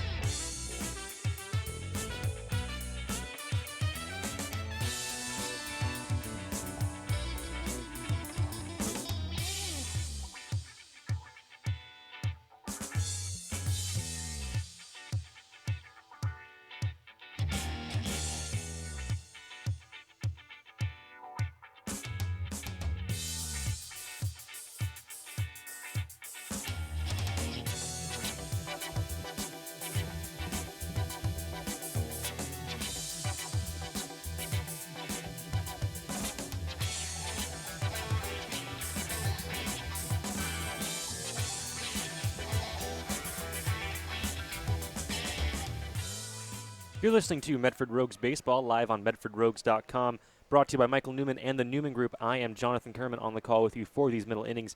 Pitching change for the Medford Rogues. Aaron Patterson comes in on relief for Connor Konishi. Aaron Patterson's first pitch to the leadoff man for the Potters, Jake Boyd, is outside, ball one. Patterson's next pitch swung on and missed, counts even at one apiece. So Connor Konishi's night is done. He went 4 innings. Gave up 3 runs on 4 hits. All the damage for the Potters coming in that 3rd inning.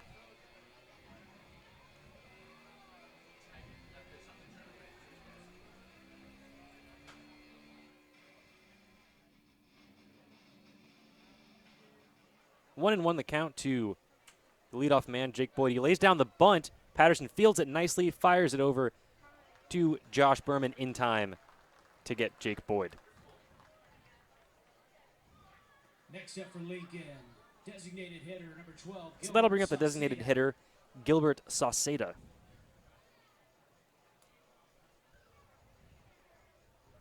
Well, if you're not here tonight, and gosh, it seems like half of Medford is here tonight, we encourage you to come out tomorrow for Father's Day.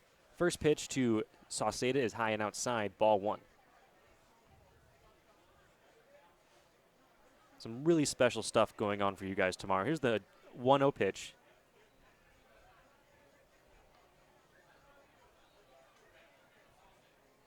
It's high and outside, 2-0.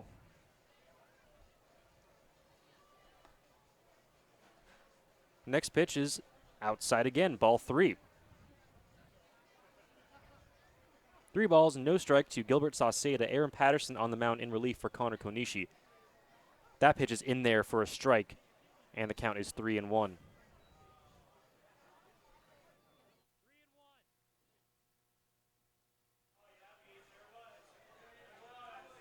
Next pitch to Sauceda is inside, ball 4. Sauceda reaches on a walk. Next up for Lincoln, number 21, first baseman Joseph Torres. And that'll bring up the 3-hitter first baseman Joseph Torres. Torres had a single back in the 3rd inning and would eventually come around to score one of the 3 runs for the Potters.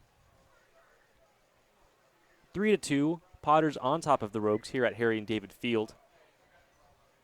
Joseph Torres at the dish. Aaron Patterson on the mound fires. That pitch is low. Ball 1.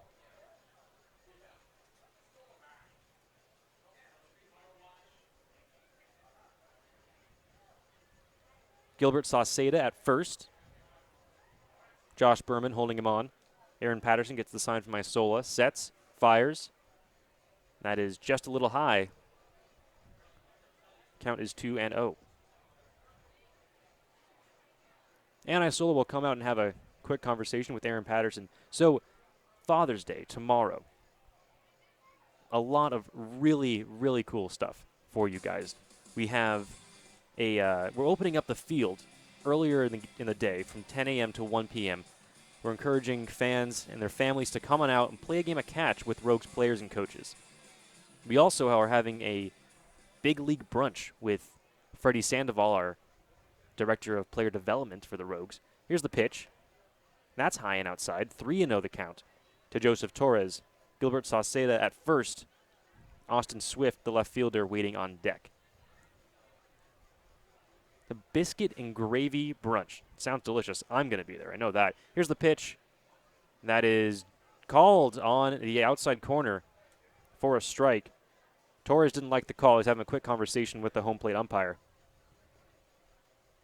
But the call stands, and it's 3-1. 1 out here in the top of the 5th inning. 3-2 Potters over the Rogues here at Harry and David Field. You're listening to the Medford Rogues live stream on MedfordRogues.com, brought to you by Michael Newman and the Newman Group. Here's the pitch.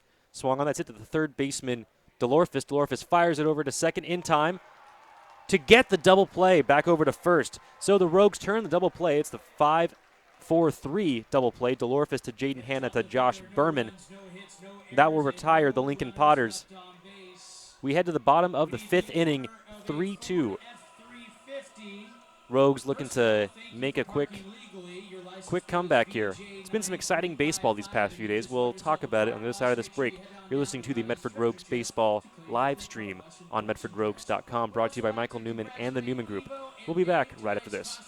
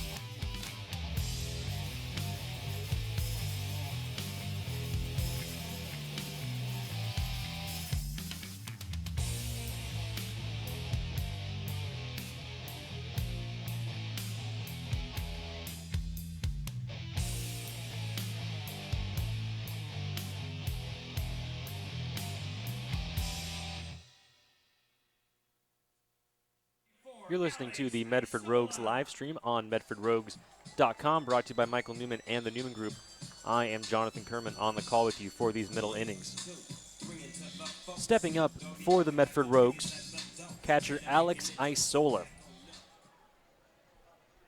Alex Isola, of course, the big man on campus right now. Here's the first pitch to Isola. That is taken for a strike, 0-1. Hector Sepulveda still on the mound for the Lincoln Potters. 3-2 ball game. Potters on top of the Rogues here in the bottom of the fifth inning. Here's the 0-1 pitch to Isola. That's swung on and fouled back just by the press box. Fans, I can't tell you how many times we've had to replace a window here at the ballpark because of a stray fly ball. When we need our windows fixed or replaced, the only team we trust are the folks at Bill's Glass. With locations in Ashland, Medford, and Grants Pass, Bill's Glass is the fastest and most affordable glass service in Southern Oregon. Next pitch to Isola is inside for a ball. Count is 1-2. So, Father's Day. Come to the ballpark early on in the day. Have a game of catch. Have a terrific lunch served on our patio, a brunch. Next pitch to Isola is outside. Count evens 2-2. And then, Sunday night, all fathers and father figures get into the game for free. 2-2 the count to Alex Isola. That one's outside, and he runs it full, 3-2, excuse me.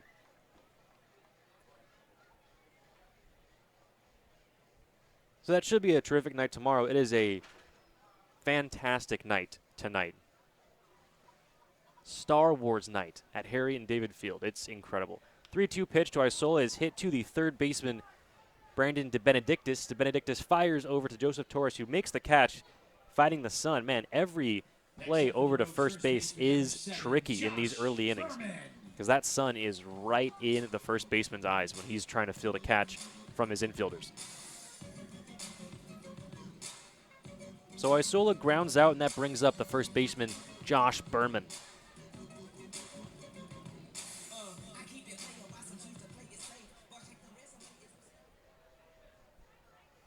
First pitch to Berman, swung on, hit to the third baseman, and that is called foul by the home plate umpire. Says that it went off his foot, off Josh Berman's foot, rather.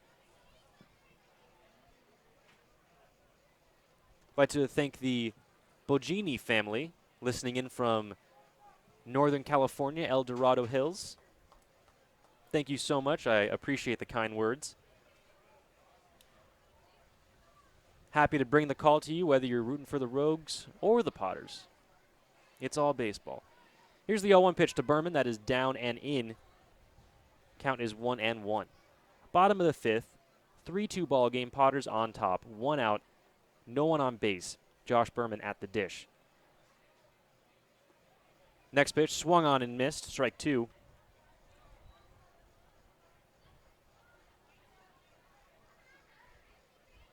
Kimberly, I see the Giants profile picture next to your name. I actually went to college in San Francisco. I was there for the even year dynasty. It was incredible. Next pitch to Berman is outside, and the count evens to 2 apiece. It was really incredible to see a city just rally around a team like that. It was spectacular. Next pitch to Berman is outside, and that runs the count full, 3-2. 1 out in the bottom of the 5th inning. Rogues down 3-2 here at Harry and David Field on Star Wars night. Full count pitch to Berman, swung on, golfed at, right to the second baseman, to the shortstop, who bobbles it, took his eye off the ball, and it drops right in front of him. He had it in his glove, but it just squeezed out, squirmed out. So Josh Berman reaches on the air, and that will bring up center fielder Connor Lowry.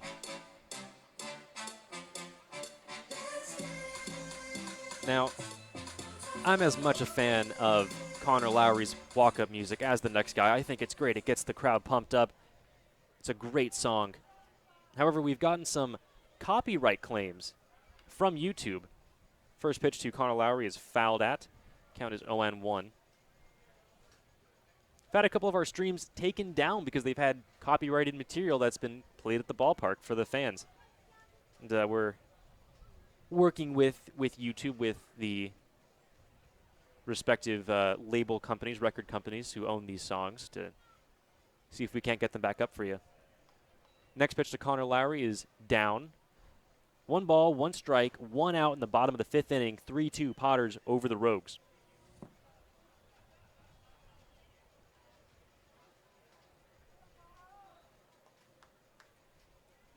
One and 1 the count to Connor Lowry. He swings at that one. That's going to go foul into the parking lot. Look out. That one bounces among the cars.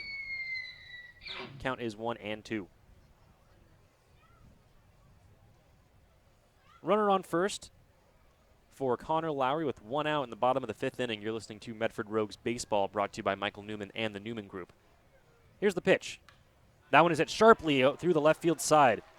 That's going to go for a single. And the Rogues have runners at first and second with 1 out now.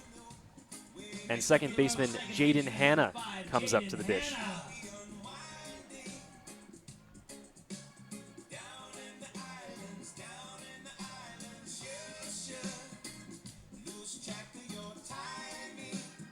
And it looks like we are going to have a pitching change here. The head coach is coming out to talk to his right-hander, Hector Sepulveda.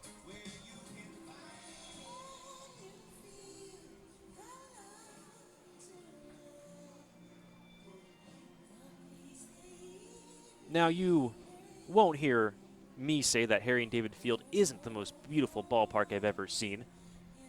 It really is a cut above the rest. Surrounded by all this beautiful trees and foliage, and then the hill far off the right field fence and the manor. Some very interesting architecture at the top of that hill.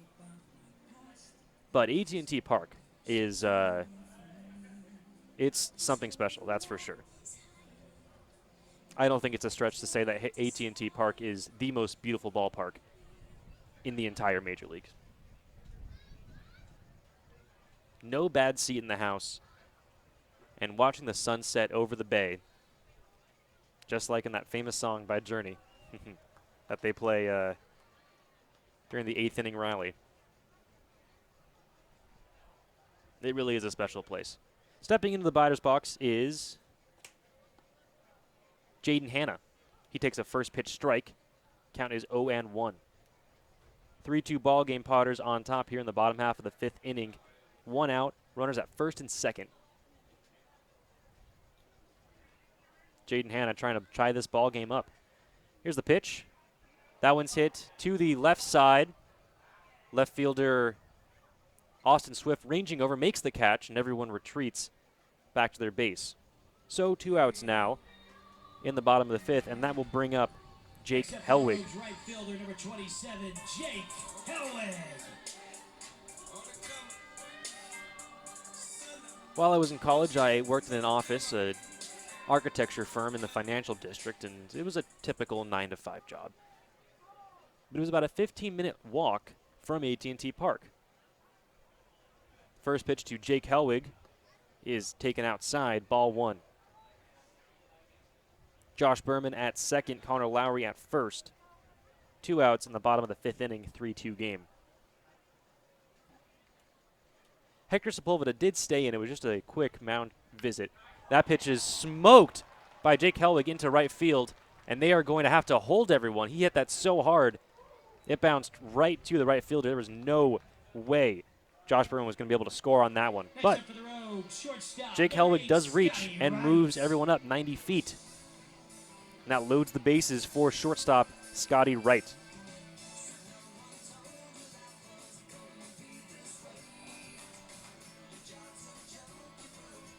And Ambrose Romero, the catcher for the Potters, will come out and have a quick conversation with Sepulveda. So I would get off work at around 5 p.m. and on a typical weeknight, if I didn't have anything to do or if my friends were around, I would go online, check the seat prices for that night's game, and find bleacher seats or third-level seats for $6, $7. And, well, you know, for $7, I can spend 3 hours of my life at AT&T Park watching the Giants play. wasn't a hard choice, that's for sure. First pitch to to Scotty Wright is outside, 1-0. Bases juiced here in the bottom of the 5th inning. Potters on top, 3-2. 1-0 pitch to Wright is outside, 2-0. Now a real strong hitter's count for Scotty Wright. With one swing can tie this game or put the Rogues on top. And Romero will go out again, have a quick conversation with Sepulveda. I'm originally from Southern California. I was born and raised there, and had the pleasure of listening to Vin Scully call Dodger games while I was growing up. And so naturally, I became a Dodger fan. How could you not, listening to that voice? Sepulveda settles in. Here's the pitch to Scotty Wright. That one's outside, 3-0 now. So the Rogues are one pitch away from walking in the tying run. Scotty Wright at the dish. Josh Berman at third, Connor Lowry at second, Jake Helwig at first. The pitch in there for a strike, and the count is 3-1.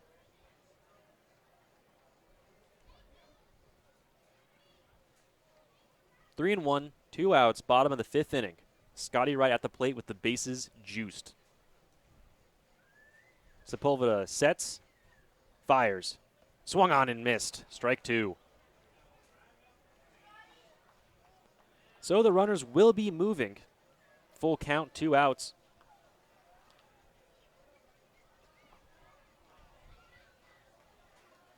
The wind has died down here at Herring David Field. Sun just about to set. Here's the pitch. That swung on, hit down the right field line, but foul into the jungle gym. Ooh, that one's going to leave a mark.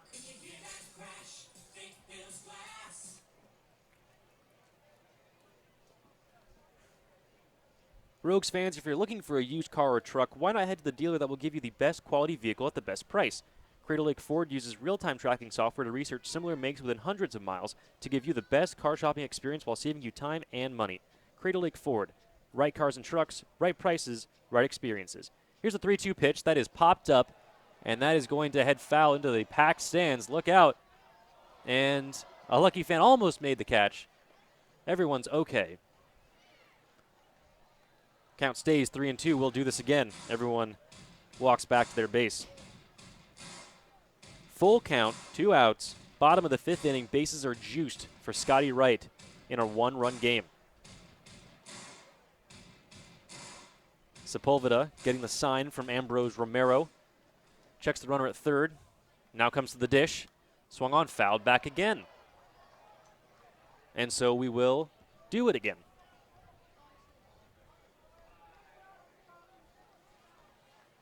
So I was born and raised a Dodger fan. But moving to San Francisco for college, I didn't realize the animosity between Giants and Dodgers fans. It really was a surprise to me. I didn't grow up in Los Angeles. It was the greater Los Angeles area. Here's a 3-2 pitch to right. Runners move. That is outside, ball 4, and the Rogues walk in the tying run.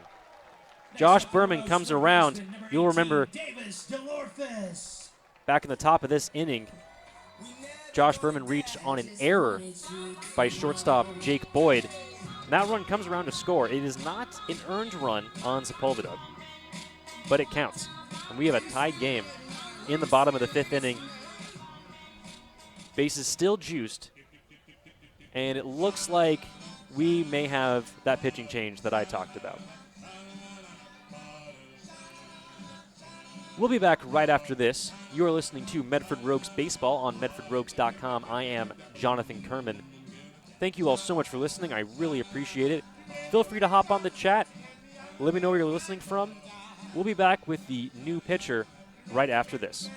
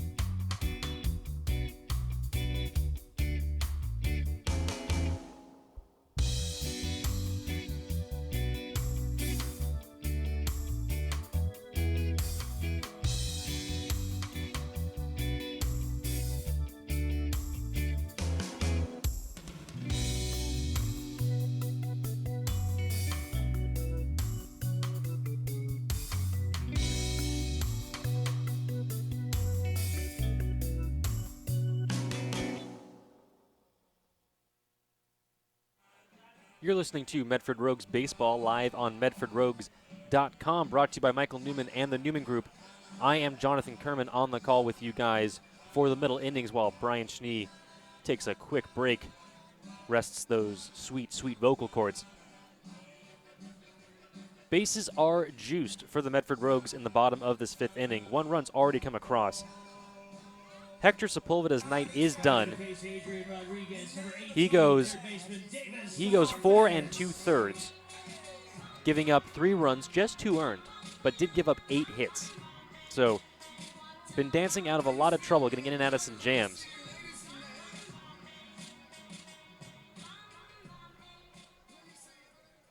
We are all tied up, and the ball is now in the hands of Adrian Rodriguez. First pitch to Davis DeLorfis is swung on and missed. Strike 1. Adrian Rodriguez hails from Lake Balboa, California. He's a sophomore pitching for L.A. Pierce College. 6'1", 215. Righty. DeLorfis at the dish. Swings and hits a high pop-up in the shallow infield. That is going to be the shortstop, Jake Boyd, who makes the catch to retire the Rogues and end the threat. But 1 run does come across on a bases-loaded walk. So the Rogues have tied the game here in the bottom of the 5th inning. We are all knotted up at 3 apiece, heading to the 6th. You're listening to the Medford Rogues live stream on MedfordRogues.com, brought to you by Michael Newman and the Newman Group. We'll be back right after this.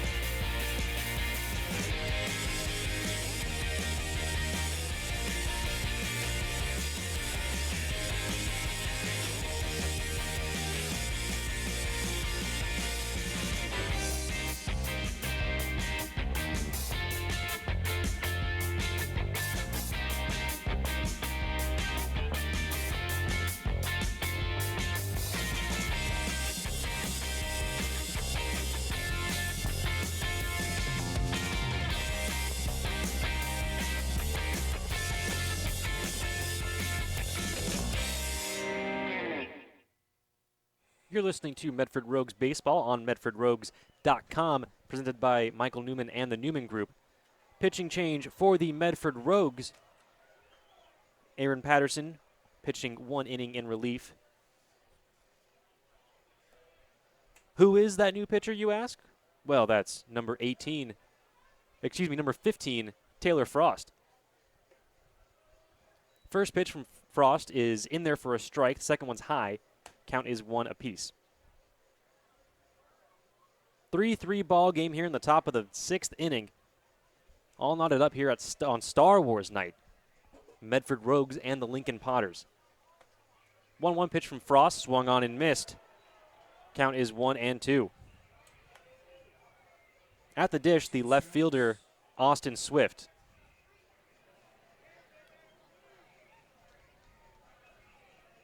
One and two the count. Taylor Frost sets. Fires. Swung on that. It's hit to right field and deep. Hellwig going back, but he has room to make the catch.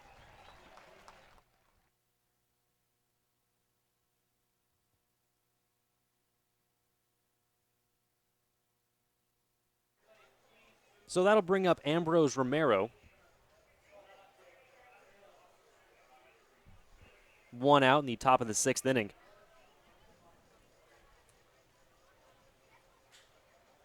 On a packed night here at Herring David Field. I've never seen the ballpark this full. First pitch from Frost to Romero is outside, ball 1.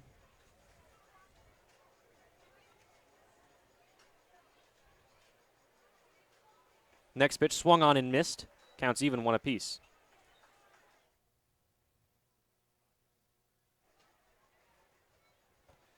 One ball, 1 strike, 1 out here in the top of the 6th inning. All tied at 3. Here's the pitch from Frost. Swung on and missed. Foul tipped. Isola held onto it. Count is 1-2. And that's to the catcher, Ambrose Romero.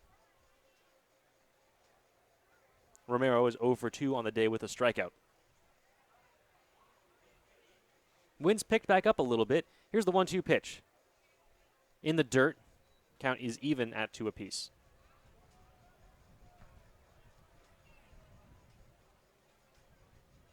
When I say the ballpark is full, I mean I am not exaggerating or embellishing. The strike zone seats are full. The bleachers are full. The berm is full.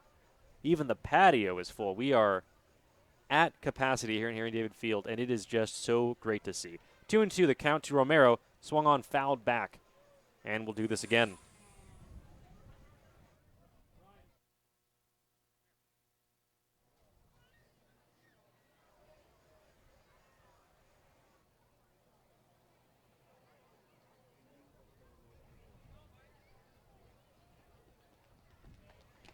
Next pitch, swung on and missed. Taylor Frost gets Ambrose Romero swinging.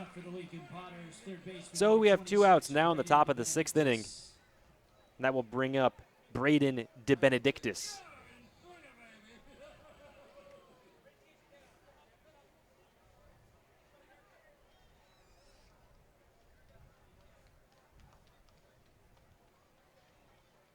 DeBenedictis 0 for 2 in this one as well. First pitch swinging, hits it to the shortstop, Scotty Wright. Wright fires it over to Berman in time. Low throw, but Berman dug it out. 3 up and 3 down for the Medford Rogues. Scotty Wright blanks them. Taylor Frost blanks the Potters in the top of the 6th inning. We head to the home half of the 6th, 3-3 ball game. You are listening to the Medford Rogues live stream on MedfordRogues.com, brought to you by Michael Newman and the Newman Group. We'll be back right after this.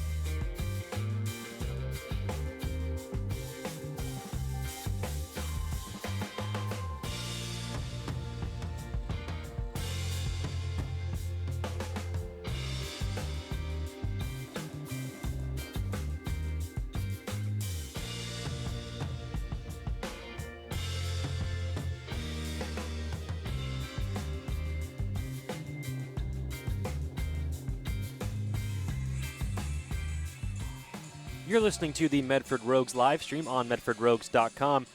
We'd like to thank our friends at Alvarez Construction and Restoration. Founded over 2 decades ago, Claudio Alvarez Construction and Restoration are there when you need them most. Whether it's fire, storm, or water damage, the Alvarez Restoration team is ready and willing to bring your home back to how it used to be. We like to say, when bad stuff happens, we make good stuff happen. Find us at alvarezrestoration.com or by calling 541-727-7340. Home half of the 6th inning, 3-3 ball game here at Herring David Field. Clay Valenzuela-Reese stepping up to the batter's box to face Adrian Rodriguez, the Potters pitcher. First pitch swinging for Clay Valenzuela-Reese, a high pop-up in the infield. That is going to be the shortstop Jake Boyd coming over and making the catch in front of the second baseman, Cameron Castaneda. So 1 pitch, 1 out for the Rogues in the bottom of the 6th. That brings up Dante Gutierrez, the designated hitter.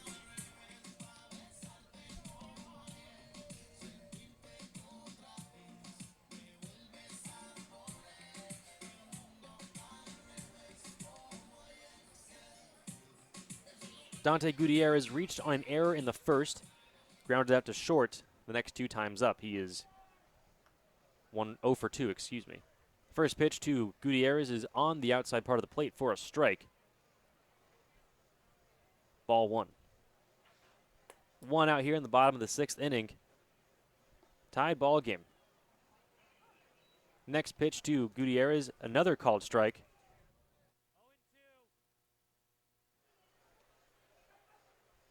0-2 the count to Dante Gutierrez. Pitcher Adrian Rodriguez steps off the rubber, takes a second, and now Gutierrez will step out of the batter's box, and he'll take a second as well. All right, we're all settled in now. Here's the pitch from Rodriguez. Swung on and missed. Gutierrez down on 3 pitches. Gutierrez just hangs his head as he walks back to the plate. Nothing you can do about that one.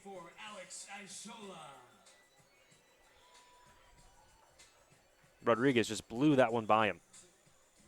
So that'll bring up Alex Isola, the catcher. Isola had a double back in the 3rd inning and would score one of the 3 Rogues runs. First pitch to Isola. In there for a strike. Count is 0-1. 2 outs, bottom of the 6th inning here at Herring David Field. Here's the next pitch. On the outside corner for a strike. Count is quickly 0-2 to Alex Isola.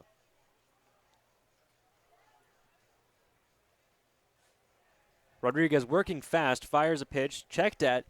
Did he swing? No, says the field umpire. So Isola stays alive. 1-2 the count here in the bottom of the 6th inning. No one on for the Rogues, 2 outs. What's been a very interesting ball game so far. Here's the pitch. That one's hit well past the 3rd baseman. That was a nice piece of hitting by Alex Isola. So Isola gets aboard his 2nd hit of the day, and that brings up Josh Berman. Next out for the Rogues, first baseman, number 7, Josh Berman. Josh Berman struck out in the 1st, grounded out to short in the 3rd, reached on an error in the 5th inning by shortstop Jake Boyd, and would eventually come around to score what would be the tying run.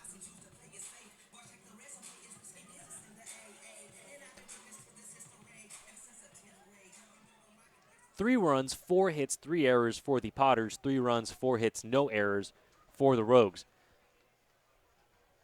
First pitch to Berman is outside, ball 1. 2 outs, Alex Isola at first. Shadows have completely engulfed Harry and David Field. Lights are just starting to come on. Here's the 1-0 pitch, swung on, hit to the 3rd baseman. Fair. Great play by the 3rd baseman, Braden DeBenedictis, Short hopped that one just inside the foul line to get Josh Berman. So no runs, 1 hits, 1 man left on base for the Rogues. We head to the top half of the 7th inning, where Brian Schnee will take you through the last 3 innings, maybe more. We've had some very interesting nights here at Herring David Field. I am Jonathan Kerman. Thank you so much for sticking around with me. I had a lot of fun. I hope you guys did too. I encourage you all to continue joining us on the chat. We have the top half of the 7th inning. Zach Hoffman, Jacob Allen, and Cameron Castaneda coming up for you for the Potters. Taylor Frost is still on the mound for your Medford Rogues. I'm Jonathan Kerman. You are listening to the Medford Rogues live stream brought to you by Mike Newman and the Newman Group. We'll be back right after this.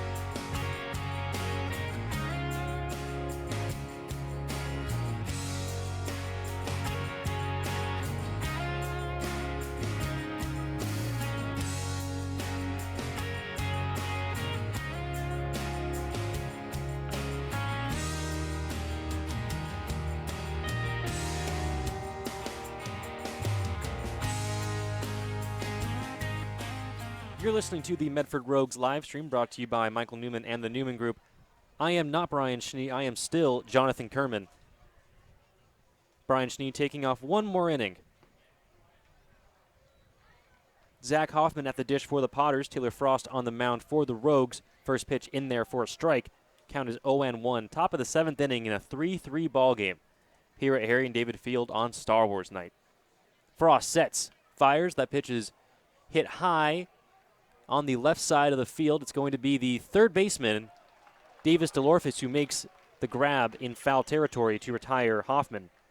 One down. Rob Patterson to the press box. Rob Patterson, we need you into the press box immediately. Thank you. So that brings up the right fielder, Jacob Allen. Now up for Jacob Allen struck out in the 2nd and walked in the 4th inning.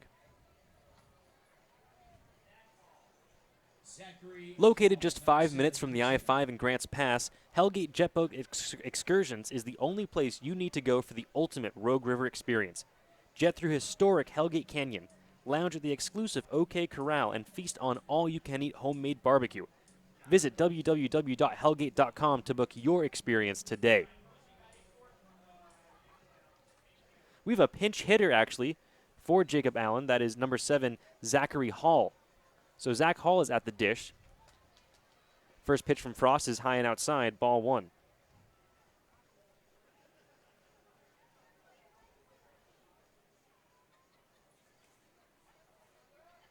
Next pitch is a ball, just a bit low. Count is 2-0. Zach Hall is the lefty batter from Granite Bay, California. Plays for University of Colorado, Colorado Springs. Next pitch is fouled back off the third base side. Count is 2-1. One out here in the top of the 7th inning. 3-3 ball game. Rob Patterson immediately to the Rogues clubhouse. Thank you.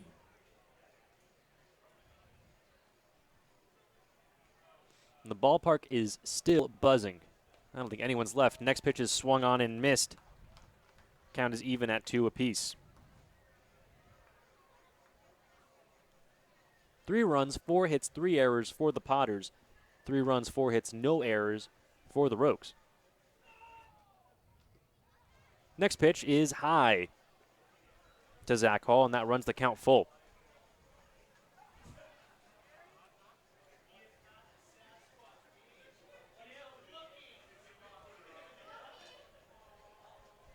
Three and 2 the count, 1 out in the top of the 7th inning. Taylor Frost looking to punch out Zach Hall. Here's the pitch. Swung on, hit high, shallow though. Actually in the infield, that's going to land foul just on top of the visitors' dugout and bounce into the stands for a lucky souvenir, for a lucky fan for a souvenir. I've been to dozens of ball games.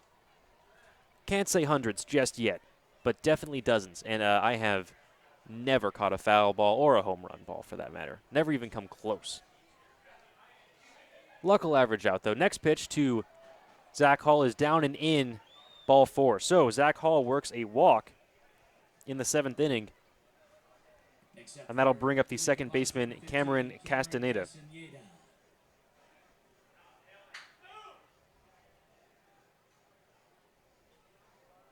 Castaneda struck out in the 3rd inning and grounded into the 1-6-3 double play back in the 4th. That was when Connor Konishi was still pitching.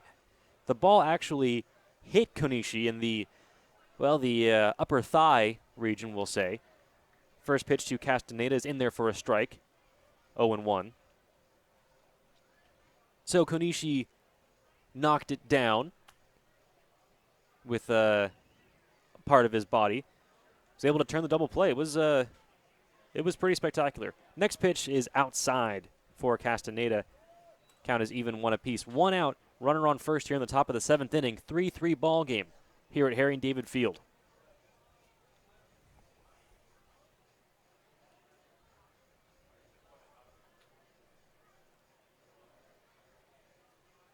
Zach Hall, who pinched hit for Jacob Allen, walked earlier on in this inning. Next pitch to Castaneda is swung on and missed, strike 2.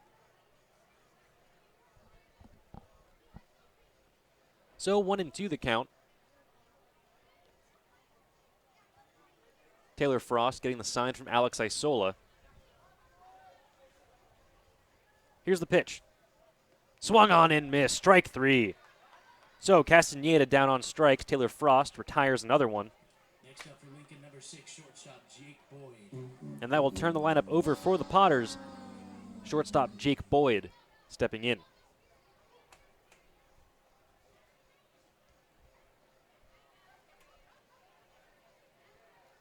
Zach Hall at first. 2 outs in the top of the 5th inning. Frost gets the sign from Isola, sets, fires, that pitch is fouled back. Really straight at me, if not for that lovely protective screen. So the count is 0-1. 3-3 ball game. Rogues hosting the Potters on a beautiful Saturday night on Star Wars night here at Harry David Field. Here's the next pitch. That one's fouled back off the right field side into the parking lot. And oh my goodness, that one narrowly avoided a car. That was very close to being an expensive surprise at the end of the ball game for the owner of that car, but it avoided him. So no harm, no foul. That pitch is hit sharply to the center fielder Connor Lowry. Lowry back, makes the catch for the final out of the 7th inning. We're going to stretch here at Harry David Field. No runs, no hits, no errors. 1 runner left on base for the Lincoln Potters. We are all tied up at 3 here at Harry David Field. You are listening to the Medford Rogues live stream on medfordrogues.com, brought to you by Michael Newman and the Newman Group. I'm Jonathan Kerman. We will be back right after this.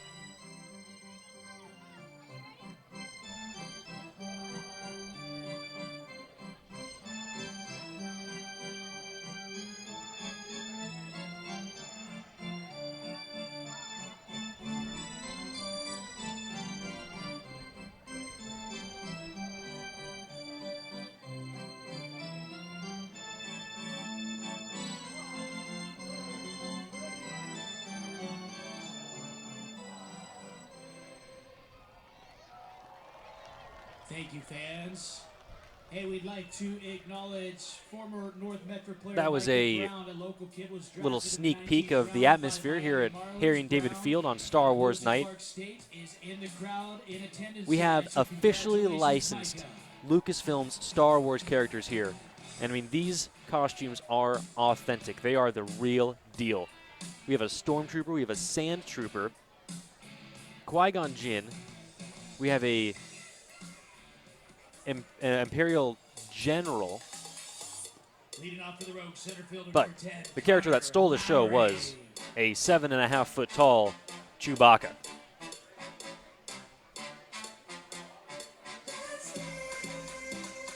really just a fun night here at Harry and David Field.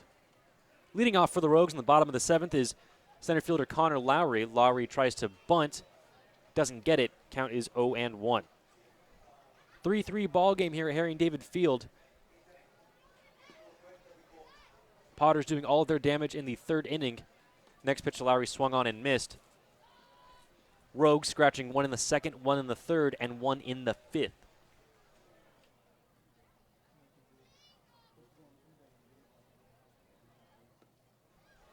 Next pitch to Connor Frost is down and in. The count is 1-2. And I just received word, Richard, if you are listening. Next pitch to Lowry is swung on and missed. Dropped 3rd strike, but fired over to the first baseman, Joseph Torres, to retire Connor Lowry. That brings up Jaden Hanna. So, Richard, if you are listening to this, Taylor's jersey is available for bidding on eBay. We unfortunately can't reserve that jersey for you, but you are feel free to bid on it. All of the proceeds from the auction, from all of the jerseys and bats that are awarded, will benefit Hearts with a Mission. So it's really going towards a great cause. First pitch to Jaden Hanna is a called strike. Count is 0-1. 1 out here in the bottom of the 7th inning. 3-3 ball game on Star Wars night. Next pitch to Hanna. That's a good piece of hitting. That is going to drop in front of the center fielder, Zach Hoffman. Next up for the Rogues, right fielder number 27, Jake Helwig. And that will bring up Jake Helwig.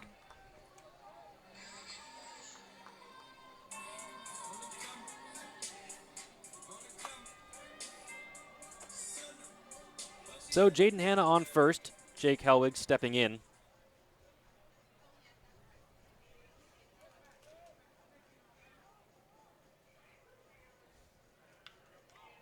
Jake Helwig, first pitch swinging. That one is hit high, but into shallow left field. That's going to be an easy play for Austin Swift coming on, makes the catch.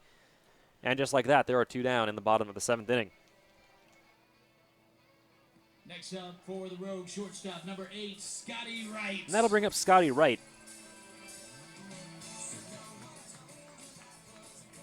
Scotty Wright has walked twice in this game and flied out to the shortstop back in the 4th inning. So he is 0 for 1.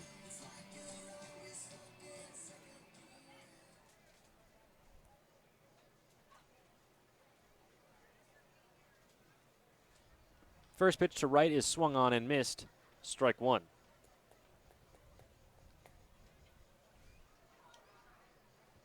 So on top of the Star Wars characters that are here, our Rogues are also wearing special dark side themed jerseys. Pickoff attempt is unsuccessful. Jaden Hanna back in time. Rogues are also using red lightsaber bats. I mean, those things pop off the grass.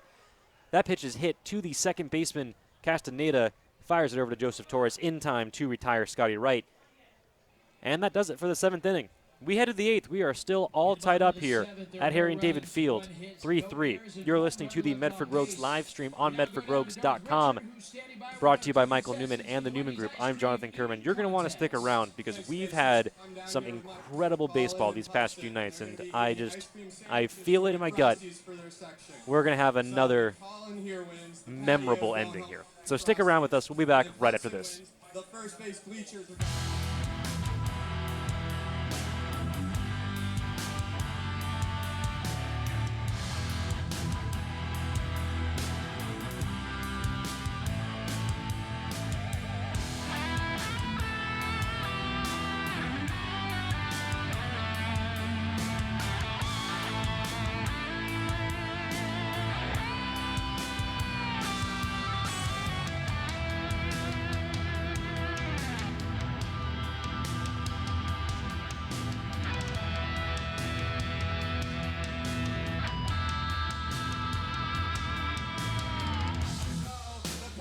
Fans, I can't tell you how many times we've had to replace a window here at the ballpark because of a stray fly ball.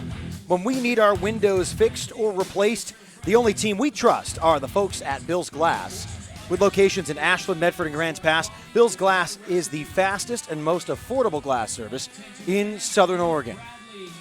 Brian Schnee back with you here on the broadcast. Thanks to Jonathan Kerman for steering the ship in the right direction. We're still tied at 3 here in the top of the 8th inning. It's great to have you along with us. Malik Evans on the mound for the Medford Rogues. Top of the order for the Potters.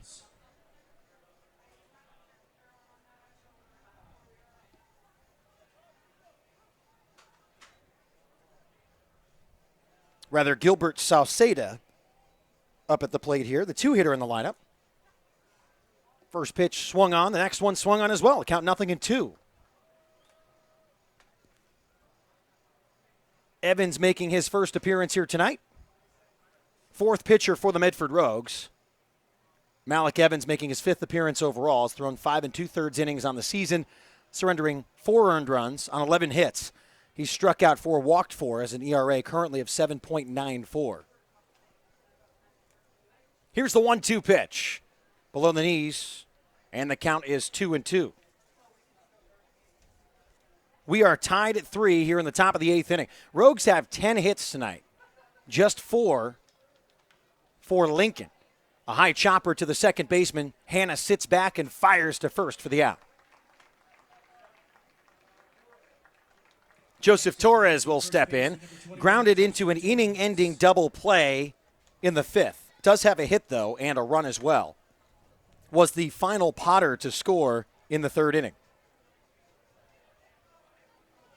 Great crowd tonight here at Harry and David Field. Does not get much better than this. First pitch. Little dribbler to the right side. Evans busting his horse to get over there. And a toss by Berman gets the out. At this point, but since it's fireworks night, the K batter is still in effect, and here he is, number 11. This will bring up Austin Swift. Rogues fans that are particularly into the beer beverage would appreciate Austin Swift if he struck out here. He's the K batter tonight. So that means a discounted beer price if a strikeout. It's one of the cooler things, definitely, that fans get into here at the ballpark. 2 outs, top of the 8th inning. First pitch by Evans is just below the kneecaps. And the count is 1-0. Swift flew out to right in the 6th inning. Had a double in the 3rd, but was stranded. The 1-0, outside, 2 balls, no strikes.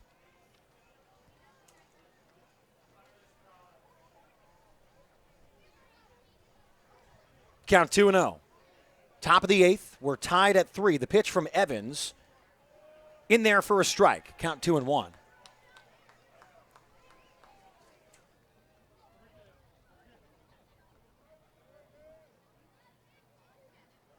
Here's the 2-1 pitch from the right-hander. Curveball also in there for a strike, and the count is 2-2. Fans are rallying behind Malik Evans here to pick up the strikeout, so those beer-drinking connoisseurs on a bargain get their end of the deal. Next pitch outside and in the dirt. 3 balls, 2 strikes. Again, 2 outs here in the top of the 8th. We're tied at 3. Could we be in for another wonderful, remarkable ending here at the ballpark? I think yes. Maybe not a walk-off grand slam because that's tough to beat. I can't imagine anything else, but Evans walks Austin Swift. 2 outs, a runner on. Ambrose Romero has struck out twice tonight. He's 0 for 3.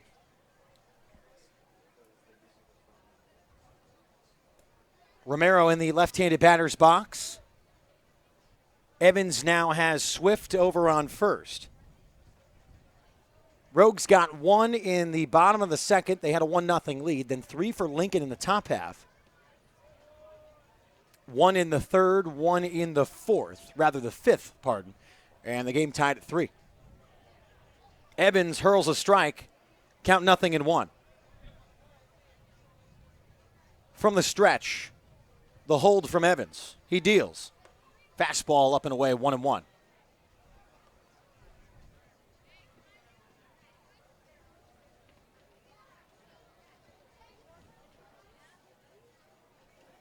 Evans glances at first and will come to a set. Here's the 1-1 pitch.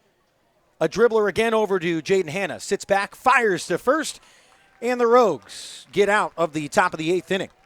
One stranded for the Lincoln Potters. All right, Padawans, if you'd like to make the But it's run Davis on the bases DeLorfis, after tonight's Clay score, Valenzuela Reese, and Dante Gutierrez up for the Rogues. Top of the order as they look to break the 3-3 tie when we return in a moment. Here for the top of the 8th, you're listening to Medford Rogues Baseball, presented by Mike Newman and the Newman Group, live on MedfordRogues.com.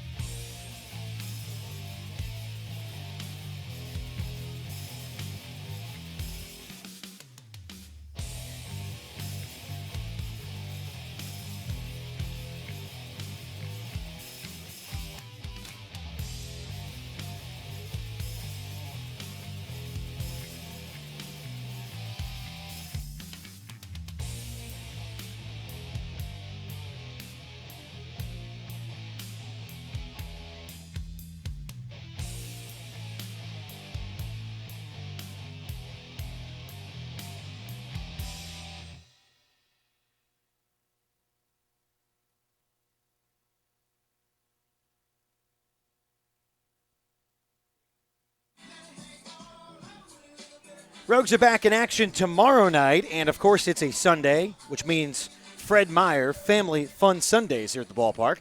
Thanks to the good folks at Fred Meyer, the Rogues will offer specially priced family ticket packages for each home game on Sundays.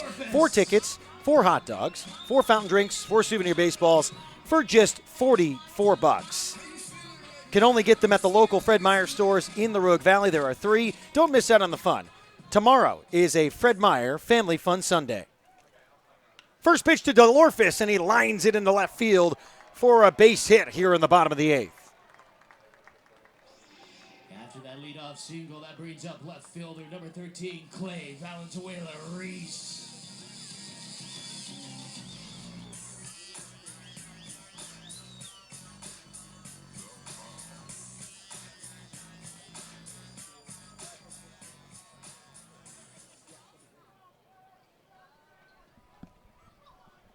First pitch to Clay Valenzuela Reese is in the dirt. He pulls back on the bunt. And the count is 1-0. Over at first is DeLorfis.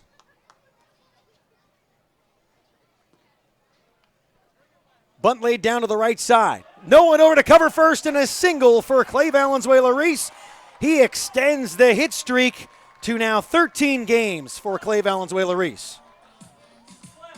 12 for Clay Valenzuela Reese. Number 20, Dante Gutierrez. Runners on first and second, and that keeps the rally going for the Rogues here in the bottom of the 8th.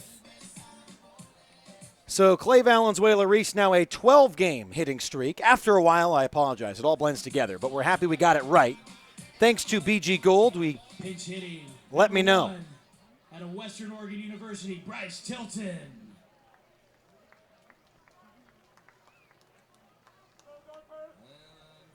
Bryce Tilton steps in.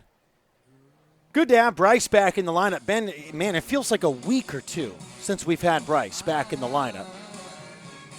Was hitting the cover off the ball.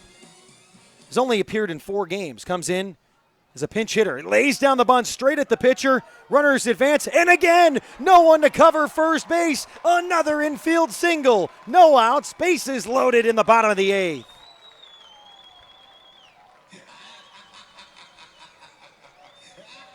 3 straight singles, 2 coming from bunts with no coverage at first. Bryce Tilton making his first plate appearance since June 3rd. Comes in and bunts on a single as Alex Isola will step in. Caleb Smith is the pinch runner. So Caleb Smith, who did not start in the field tonight, will run over at first base. And a slow walk out to the mound for a quick visit. We will take a quick 30-second break with him. Bases loaded, tied at 3, bottom of the 8th, no out. We return in 30 seconds. At People's Bank, we know that banking doesn't have to be complicated. Good banking happens when we put people first. Here at People's Bank, we're for the people with big dreams. We're here for families working on creating a better life for their children. We're for businesses investing locally to create a better community we're proud to call home. This is Ken Troutman, president of People's Bank. When we put people first, families grow stronger, businesses thrive, and our community flourishes. People's Bank, we put people first. Member FDIC, Equal Housing Lender. Alex Isola steps in. Bases loaded. Crunch time for the Rogues. Alex is so familiar with this situation now. Bases loaded with the infield in. The pitch to Isola. Fouled away, count 0-1.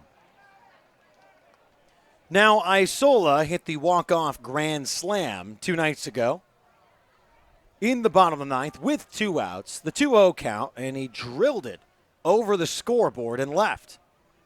Again here against the Potters. Here's the 0-1. Outside 1-1. So Bryce Tilton laid down the bunt. No one covered first. Caleb Smith in to run over at first now. Valenzuela-Reese at second. Delorfus at third. The pitch outside, and it's 2-1.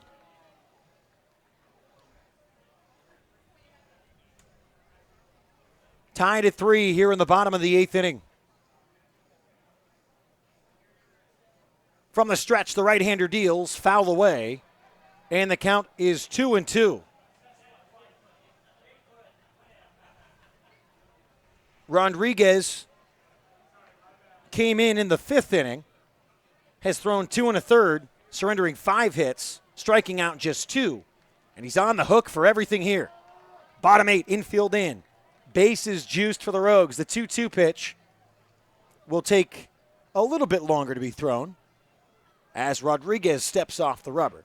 Catches the sign now from Romero and comes to a set. The right-hander deals the 2-2. Fouled away once again by Isola. And we're still at a 2-ball, 2-strike count. Delorfus at third had the leadoff single. Valenzuela-Reese bunted in a single as well, as did Bryce Tilton as a pinch hitter. Here's the 2-2. Fouled straight back, and the count is still 2 balls and 2 strikes.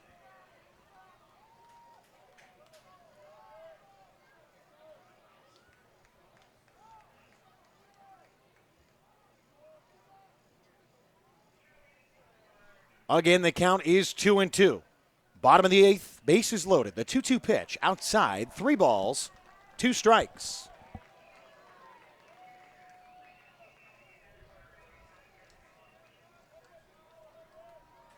Full count, no outs, bottom of the 8th inning.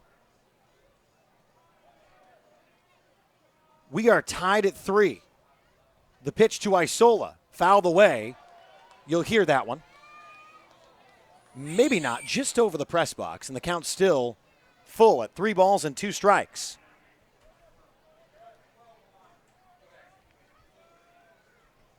Beautiful evening here at Harry and David Field. Fireworks coming after the game, perhaps right here with the 3-2 pitch. Lifted to right field, going towards the line as the right fielder. Allen makes the catch.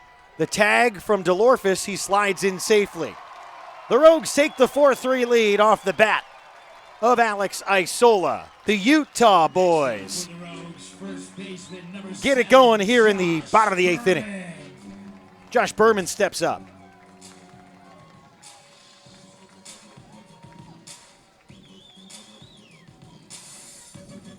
Valenzuela-Reese now at third. Caleb Smith at second. 1 out here in the bottom of the 8th inning. Rogues lead 4-3 for Josh Berman.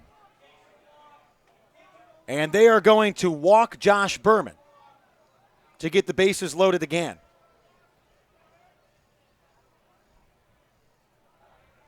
The 1-0 pitch. Ball 2. So let's reset the 8th inning for you while Berman is issued the intentional walk. Davis DeLorfis led off the inning with a single to the left fielder. Clay Valenzuela-Reese laid down the bunt. No one was there to cover first. An infield single. Same result for Bryce Tilton. That got the bases loaded. Caleb Smith came in to run for Bryce Tilton. Alex Isola lifted one to right, which drove in the leading run. And now Josh Berman was intentionally walked, bases loaded. Rogues on top 4-3 here in the bottom of the 8th inning. Connor Lowry trying to get the fans going and excited for something here on a Saturday night at the ballpark. Thanks to our friends at the 501st Legion for coming out and doing the best thing possible for our fans, showing up in big costumes, and just a great night. Lowry sees the first pitch. He fouls it away. Count 0-1.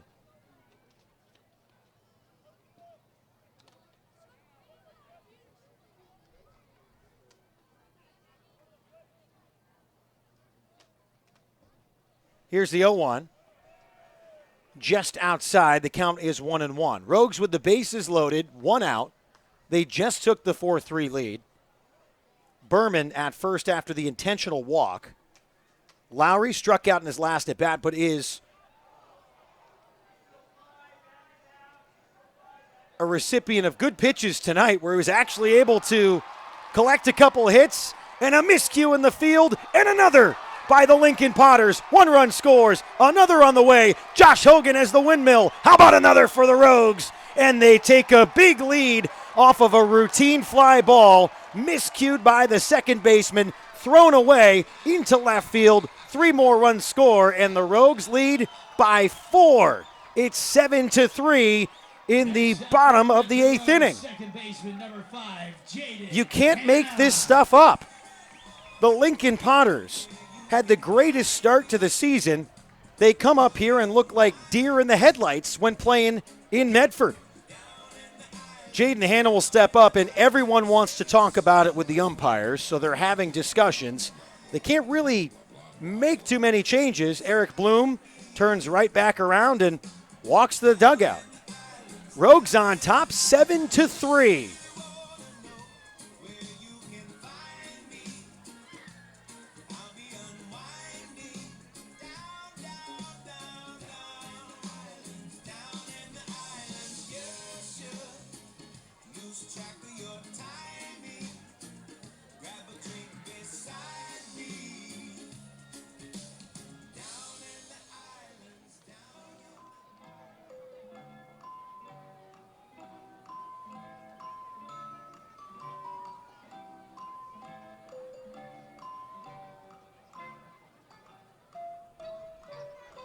So Connor Lowry had the 1-1 pitch, lifted it to shallow right field, an error by the second baseman.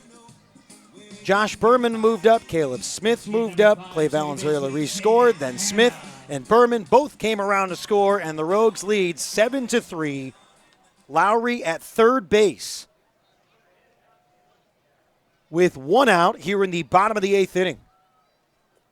Rogues by 4. Jaden Hanna fouls away the first pitch, count 0-1. Ooh, that one's going to leave a mark.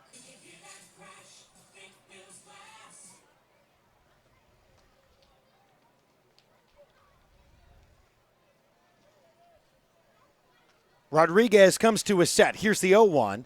Outside, 1-1. The most improbable result off of a routine fly ball just happened here at the ballpark. Here's the 1-1 pitch. Hanna hits it hard on a line to center field. The catch is made. No, it's not. He dropped it. Jaden Hanna stands up at second base, and the Rogues get another run. It's 8-3 here in the bottom of the 8th inning. The wheels have fallen off for the Lincoln Potters. Right fielder number 27, Jake Helweg.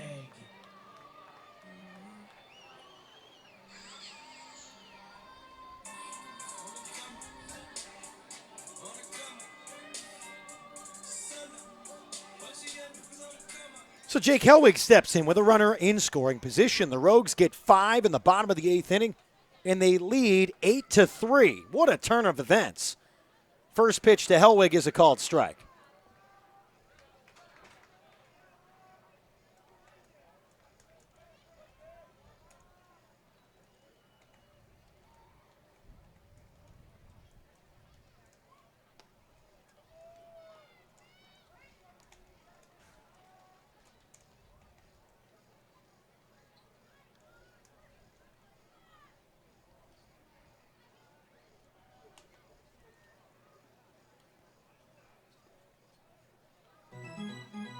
Count now 2-1 to Jake Helwig.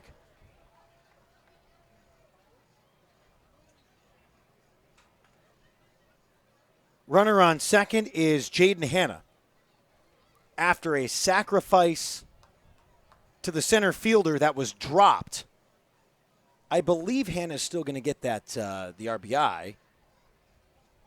And the count is 2-1. The improbable has happened. Go check out the live stats, too, if you want to get a complete recap of it. Here's the 2-1. Helwig hits a one-bouncer to the second baseman, fired to first for the out. The Rogues lead 8-3 here in the bottom of the 8th inning. Runner now at third is Jaden Hanna, as Jake Helwig moved him over. Scotty Wright steps in.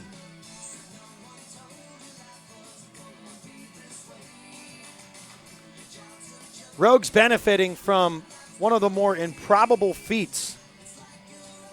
Error after error, and the Lincoln Potters have 6. Swinging at the first pitch is Wright, and he fouls it away. Count is 0-1. The Rogues are on top 8-3 here in the bottom of the 8th, a 5-run half inning. As Medford cruising. They loaded the bases with no outs. Isola hit a sac fly. Berman came in, intentionally walked, and then Connor Lowry hit the fly ball to the second baseman. An error on the catch, then thrown away, allowing 3 runs to score. Wright fouls it away. Connor Lowry scored off the bat of Jaden Hanna, who is now at third base as well because Jake Helwig moved him over.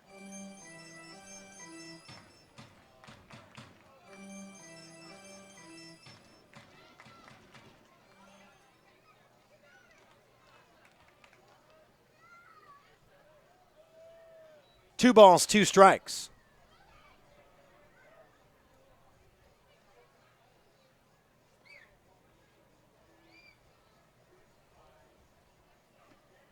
Count now 2-2 with 2 outs in the bottom of the 8th inning.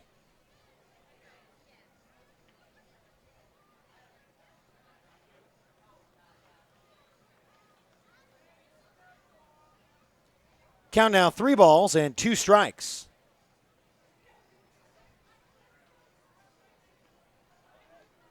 Two outs in the 8th inning.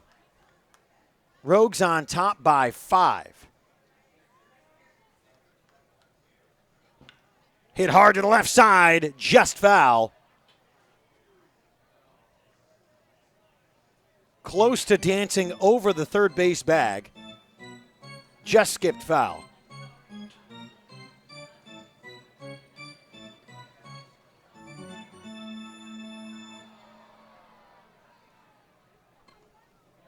Count is full, 3 balls, 2 strikes, 2 outs. 8-3 lead for the Rogues. Scotty Wright hits it off the pitcher's foot and into left field. Scotty Wright allows Jaden Hanna to score, and the Rogues have scored 6 in the bottom of the 8th inning. They lead 9-3.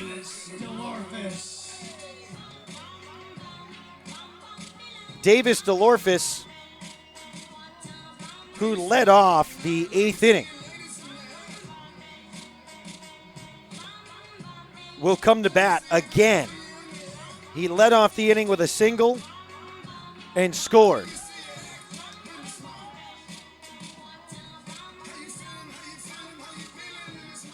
Eric Bloom comes out, wants to talk to the umpire.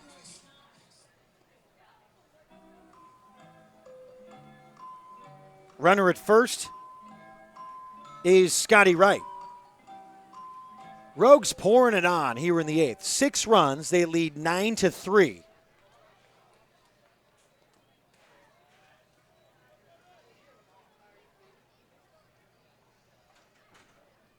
So Wright gets a single as Jaden Hanna scores on the play. The Rogues lead 9-3.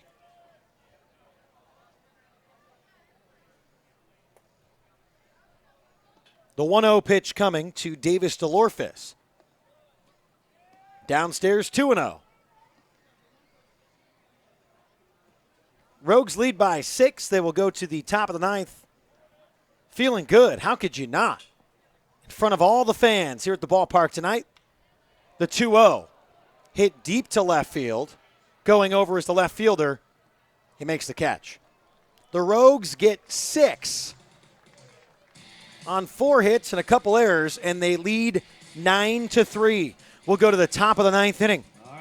Medford on top big. You're listening to Medford Rogues Baseball, presented by Mike Newman and the Newman Group, live on MedfordRogues.com.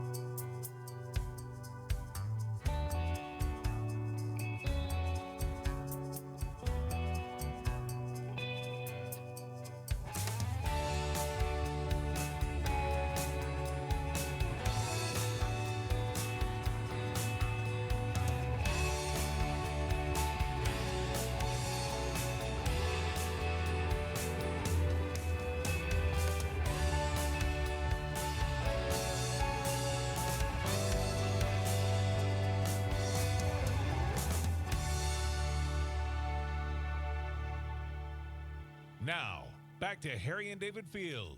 You're listening to Medford Rogues Baseball. Top of the 9th inning. Rogues go to the bullpen. Bobby Wood comes in for Medford, who has a 9-3 lead. You're listening to Rogues Baseball, presented by Mike Newman and the Newman Group, live right here on MedfordRogues.com. Wood's first pitch is a curveball in the dirt, and the count is 1-0 to Braden DeBenedictis. The Rogues batted around in the bottom half of the 8th, led by Davis DeLorfis. 2 bunt singles by Clay Valenzuela-Reese and Dante Gutierrez's replacement, Bryce Tilton, all got on. Caleb Smith came in to run.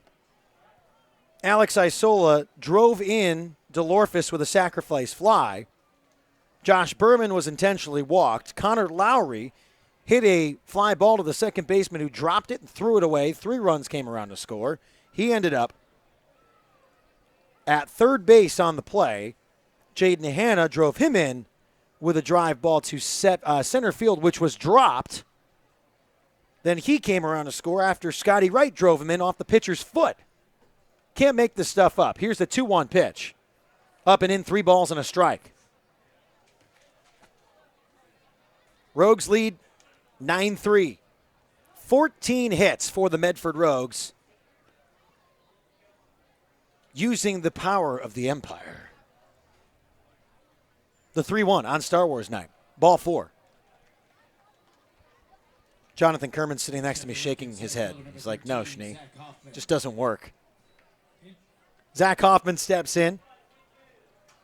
And it's actually not going to be Zach Hoffman. Will Law, number 25, now batting. La Jolla, California's Will Law steps in. Best part is Will Law is a left-handed hitter. On the roster, it says he's a righty. Gotta love that. San Diego Mesa College sophomore. Law steps in with a runner on first. Bobby Wood comes to his set. Runner on first, no count. Here's the pitch. Fastball is low, 1-0.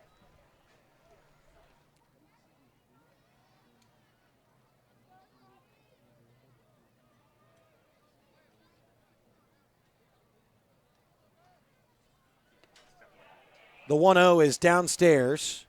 It looked, but called strike at the knees, apparently, and the count is 1-1.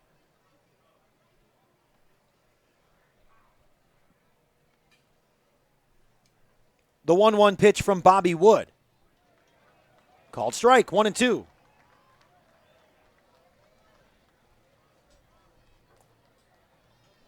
Runner at first is DeBenedictis, no outs.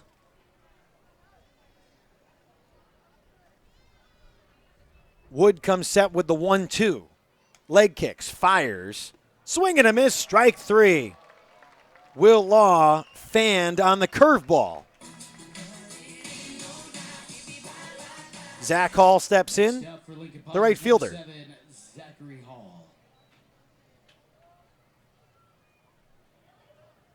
Hall came in the 7th and walked his lone time up to bat.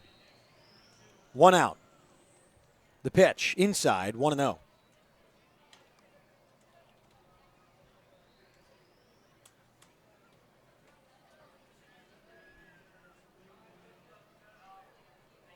Wood deals the 1-0. Runner is off. Isola fires. Scooped by the shortstop, Scotty Wright, and tagged just late.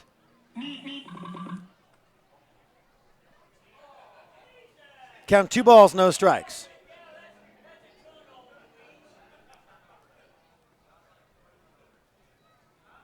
One out, runner on second. Stolen base for DeBenedictis. Wood sets, has the 2-0. High leg kick, fires. Hit deep to right field, going back towards the line, and making the catch on the run is Jake Helwig. A long out number 2, just in front of the right field foul pole. DeBenedictis advances from second to third. Rogues still lead by 6 here in the top of the 9th inning.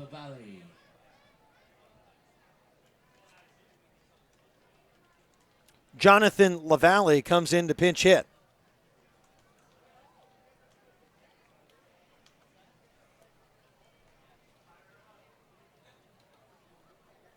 Wood steps off. 2 outs. Rogues trying to just get on out.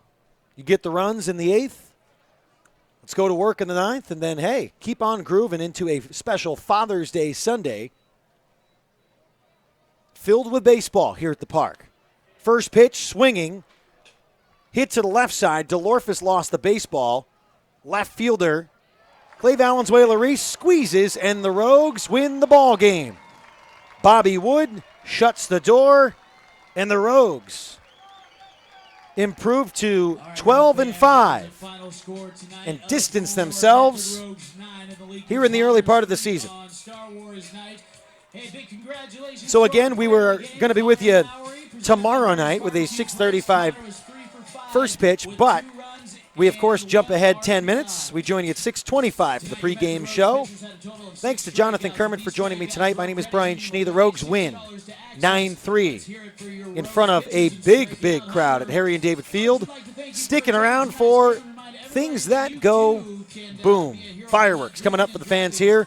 For those of you at home, we thank you for choosing Medford Rogues baseball on a Saturday night, and we're with you again tomorrow. Game 3 of the series between Lincoln and Medford tomorrow night on a special Father's Day here at Harry and David Field. Again, the final score, Medford 9, Lincoln 3. The Rogues now 12-5, the Potters 10-6. So long from Medford, Oregon.